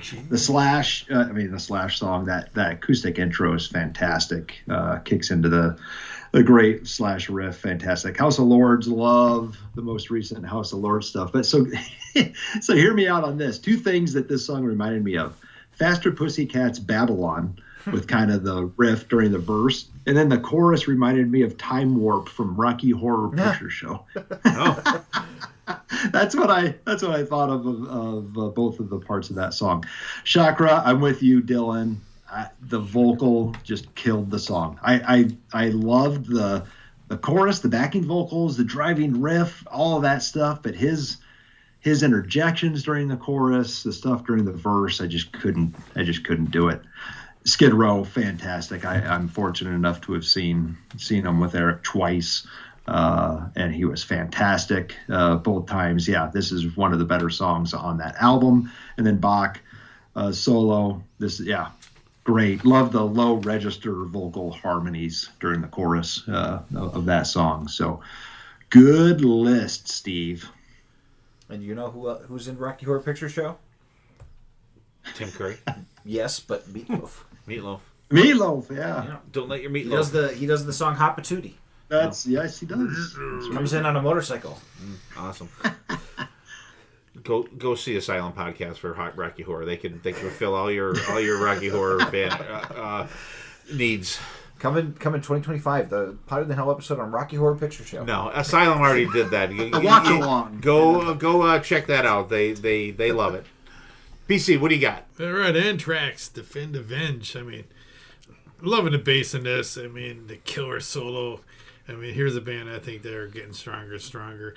And this is going to kill me to say this because I'm a big John Bush fan. But Joey Belladonna, he's the voice of Anthrax. I mean, he really is. I mean, nothing against John Bush. The albums he did are fantastic. But when it comes to Anthrax, you got to go Joey. Pretty Mates. Standing ovation for BB. Sit down. Pretty Mates, Slave Driver. Sit down, Walter. All I gotta say about Pretty Mates is, come on. I mean, I found this band since, oh my god, 80. What was the first one? 87? 80. I think 86 was Future World, so that's when 80, I came in. That's when I came in, 86, and I love, but and they keep getting better and better, and hopefully we see them in less than 40 days. That's my main thing for the cruise this year is Pretty Mates. Future World was 87. Okay. Then 94. I know. I just You know, I have just my fingers crossed. I know. I'm nervous. That's about the only thing I'm nervous about is Pretty Mates. Because we won't see them in the United States, so this is our chance. Kiss and Dynamite with No One Dies a Virgin, unless you're Tim. But Miserable Tim. Miserable Tim, but He'll get fucked in the end too. I this is, again, I say this all the time, there's not too many new bands that come out and catch me and are holding me, but this is one of the 2 to 3 bands that are. Just love the vocals and that killer solo in it. Just hopefully you get to see him again. Slash, I love the acoustic starting this into that killer riff, and throughout the years, Miles Kennedy has grown on me. I mean, at first I was like, the voice is kind of like, but it has grown on me to fit a lot of the songs. All I gotta say about this song is Slash. House of Lords, Razzle Dazzle. This is another band in my book that keeps on getting better, rocking. James still has the pipes. Jimmy Bill is soloing on this song and album. Is phenomenal. Yes. Shaka, Fake News. I really dig the guitar parts, and especially the guitar tone. It has the cool chorus. The vocals aren't bad. I mean, you guys are, a lot of people are not liking the vocals. They're all right in my book, and it has a good solid solo. Skid Row, Tear It Down. Musically, this is just rock, and vocally it has it. I mean, it has the group vocals, which again is the top X's on my list. I mean, unfortunately, I wish Eric was still with them, but stuff happens. You gotta You gotta do what you gotta do because he brought a whole new life to that band. Absolutely. Sebastian Bach. I mean, Gun to Knife Fight. I mean, I've liked Bach. I mean, Bach is his own individual, but when it comes to his albums and musically, I've always liked this stuff. He sounded good on his. It has a good ripping solo, but short. A lot of checks off in that song too. You can't go around with Sebastian Bach stuff. But no, killer 8 tracks. All right. There's our 8 for 8 track number 8 from whatever album you wanted to pick, and I enjoyed this one, and we'll go around final thoughts. Everybody pick 1 or 2 tracks you enjoyed the most from everyone's list, and we'll get up on out of here. And what do you got, Dylan? Yeah, I really enjoyed 99% of the songs tonight. I thought that everybody had a really good selection, and I have a couple of new bands I definitely need to check out. Brad, thanks for coming on. The songs that I kind of stood out for me on Brad's list were "Meet Me on the Mountain" from REO Speedwagon. Every time REO comes on this podcast, I want to listen to more. And then the other one was "You Don't Fool Me" from UFO. I love UFO, and this song, it just kicks ass. For you, Dad, of course, "Defend Avenge" is the first one I want to spotlight. I love Anthrax, and this is one of the best songs from the latest album. And then the other one is "Tear It Down" from Skid Row. I mean, come on. That was a great album as well. Really fantastic. For BB, I had to showcase "She's Gone" from Y&T. Dave Meniketti, come on. Amazing. And then "Electric Messiah" from Symphony X. I really liked that one. The guitar work on it was stellar. And then for BC, I had to spotlight "Every Dog Has Its Day" from Circle of Light. I really thought that Circle of Light was a great song to open up The Lion King. It really kind of gets you... No, but it was a catchy song. It was one that I really liked the guitar on that one as well. And then the other one I wanted to spotlight was "Sweet Surrender" from Tangier. That one had a groove to it that I really enjoyed. So, and Tangier's one that we've covered them a couple times, and I like them each time. So, and you can listen to every single song except for the April Wine song on our Spotify playlist of the week, located in the show notes. That one, unfortunately, is not on streaming, but I'll put in the YouTube link if you want to check that out. But definitely listen to these songs, listeners, because there's some good stuff on there. And if you're like me, you haven't heard of half of them, so I'm sure you'll get some new favorites in there possibly. So, all right, BB. All right, yeah. First, Brad, thanks for coming on. I know you're a busy guy with your podcast as well as we're busy here. Thank you for showcasing a little Zach Sabbath this week. Love to see his stuff with Zach Sabbath. Great live show that he puts on. There's some great deep cuts he does. Absolutely love seeing that. Probably from Brad's list, my favorite was easily the Thin Lizzy song, Massacre. Great song.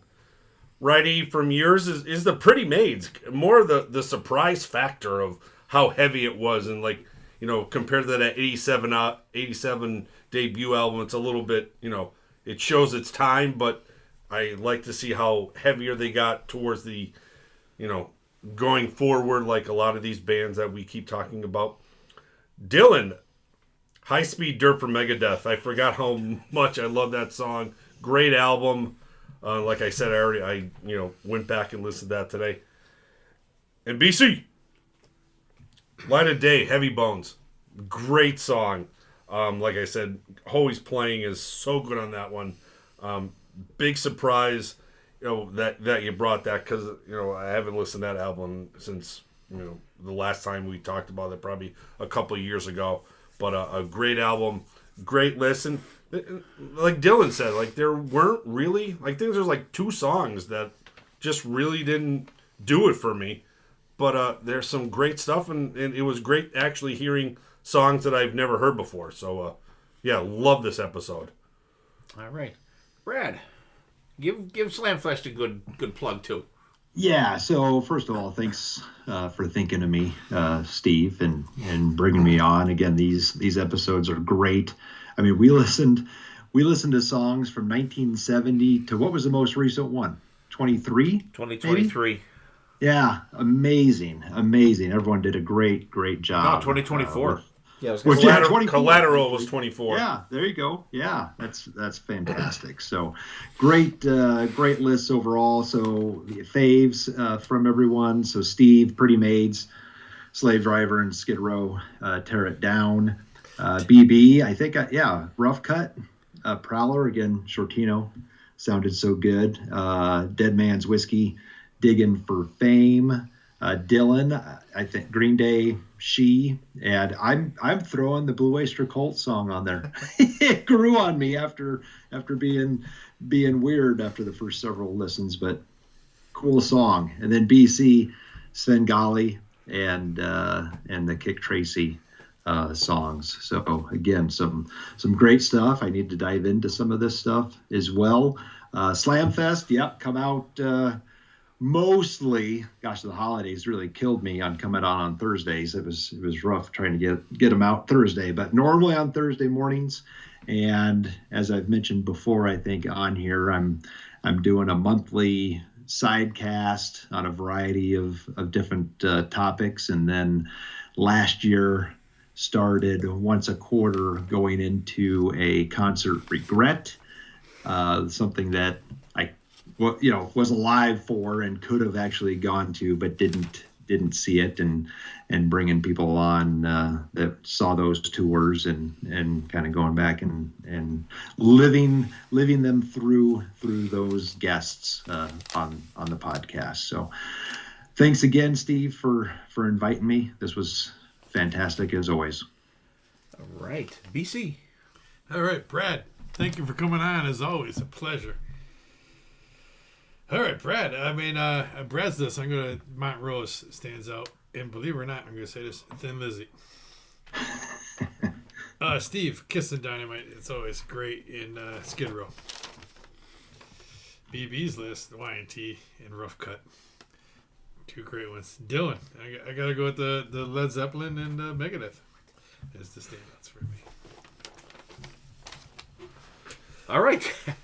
Yeah, Brad, thanks for coming on. I really appreciate you taking the time out of your life, out of your podcast for coming on and listening to this stuff and bringing, especially this time, the different factor. You were, like, way back, we were all just kind of, like, run the gambit. Like, after that, you were mostly 70s stuff. And this was a fun one. And it's always cool to, go back and listen to songs that you've heard or heard about that you haven't really had a chance to check out. And so what I got for Brad's list, I have REO. I actually have the same as Dylan for that. I have the REO Speedwagon one. Gary Rickerack just absolutely friggin' tears it up. And I have the UFO You Don't Fool Me, and actually they did fool me because I didn't think it was Schenker on there. So for BB, I have Winger. Unlike Brad, I like fast Winger. I think when they can press that accelerator down a little bit further on the floor, I really enjoy when they do that. And Symphony X, I think this is probably the first song I've ever heard from these guys, and I enjoyed it. And I thought that was Russell Allen, but I wasn't sure. His vocals are just friggin' fantastic. Whatever he plays on, he's great. Like the Adrenaline Mob stuff, and then when he does the TSO, great. Dylan, AC/DC, Baptism by Fire. I could not get that riff out of my head, and that makes me want to go back and listen to that album to see what else maybe I missed on that, like a little more up tempo, because it's kind of an anomaly from what I can remember for like upper tempo AC/DC stuff after, like I said, like Flying the Wall or Flipping the Switch, and also Green Day, Dylan. He brings that thing that I just, like, why am I not listening to more stuff like this? But I'm glad that at least I get the dose of it when Dylan picks his stuff on when we do something on the podcast. BC, Heavy Bones, Light of Day. That song just like blew the top of my head off. I thought it was fantastic. I gotta listen to that album. And Fifth Angel, that was 2023 maybe. Yes. That came out, and I remember that coming out, and I really enjoyed the album. I need to get back to that a little more. So this was a fun one to do, and a lot of times when we do an episode, like when we're done, I'll just like delete the playlist off my phone. But this one I'll keep, and I'll pick and choose, or maybe throw some of these songs on a playlist that I don't normally would put on there. But once again, Brad, thank you for coming on. BB, BC, Dylan, thanks for all the stuff you guys do all the time. And I want to say, actually, we're recording this on the 29th of January, 2025. And I want to say happy birthday to my buddy, Tony Masalam. It's his birthday today. He's the double 5. He can't drive 55 anymore. So he can get discounts. That's right. He's going to be a full-fledged member of AARP. Stephen Michael's going to get him all the information for that, since he's been in it for like 15 years. Well, and happy early birthday to you. Oh, thank you. I appreciate it. My birthday is actually tomorrow. But I won't be 55. I'm a little more advanced than that. But guys, this is always fun. I love when we're all 4 in the room here together. Great when Brad comes on. Brad's, he's the... I can't even say like someone's like the 5th Beatle, because like we have like 5 fifth Beatles on this podcast. So, but it's always great having Brad on. And guys, check out Slamfest. It's a fun podcast. It's my Thursday listen, and I think I may be the first one to text Brad like no Slamfest this week when it's not up when I get into work on Thursdays. But always good to look forward to it, and hopefully when they do a MSG concert list again, they'll include Cry of the Nations, but we'll see. But so get out there and listen to that song. So guys, thank you for listening. Always a blast doing this one. Hope everybody's having a good winter. Spring's coming. Get out there. There's still room on Monsters of Rock cruise for those that have not booked it yet, Brad. And like I said before, I think last week, that if you're a listener to the podcast and you see or hear me or BC or BB on the ship, come up and say hello. We'll have a beer or 2 or a shot or whatever. And totally looking forward to going to Monsters of Rock this year. And we're still up in the air about M3. So everybody out there, if you're a new listener, welcome. If you're a vintage listener, welcome back. Get out there, listen to some of these songs. Check out an album a week at least, all the way through. Check out the liner notes and the lyrics and the album covers. It'll take you right back to back in the old days when this stuff was fresh. So thanks for listening. Take care of yourselves. Take care of each other. We will see you next time, and there definitely will be a next time.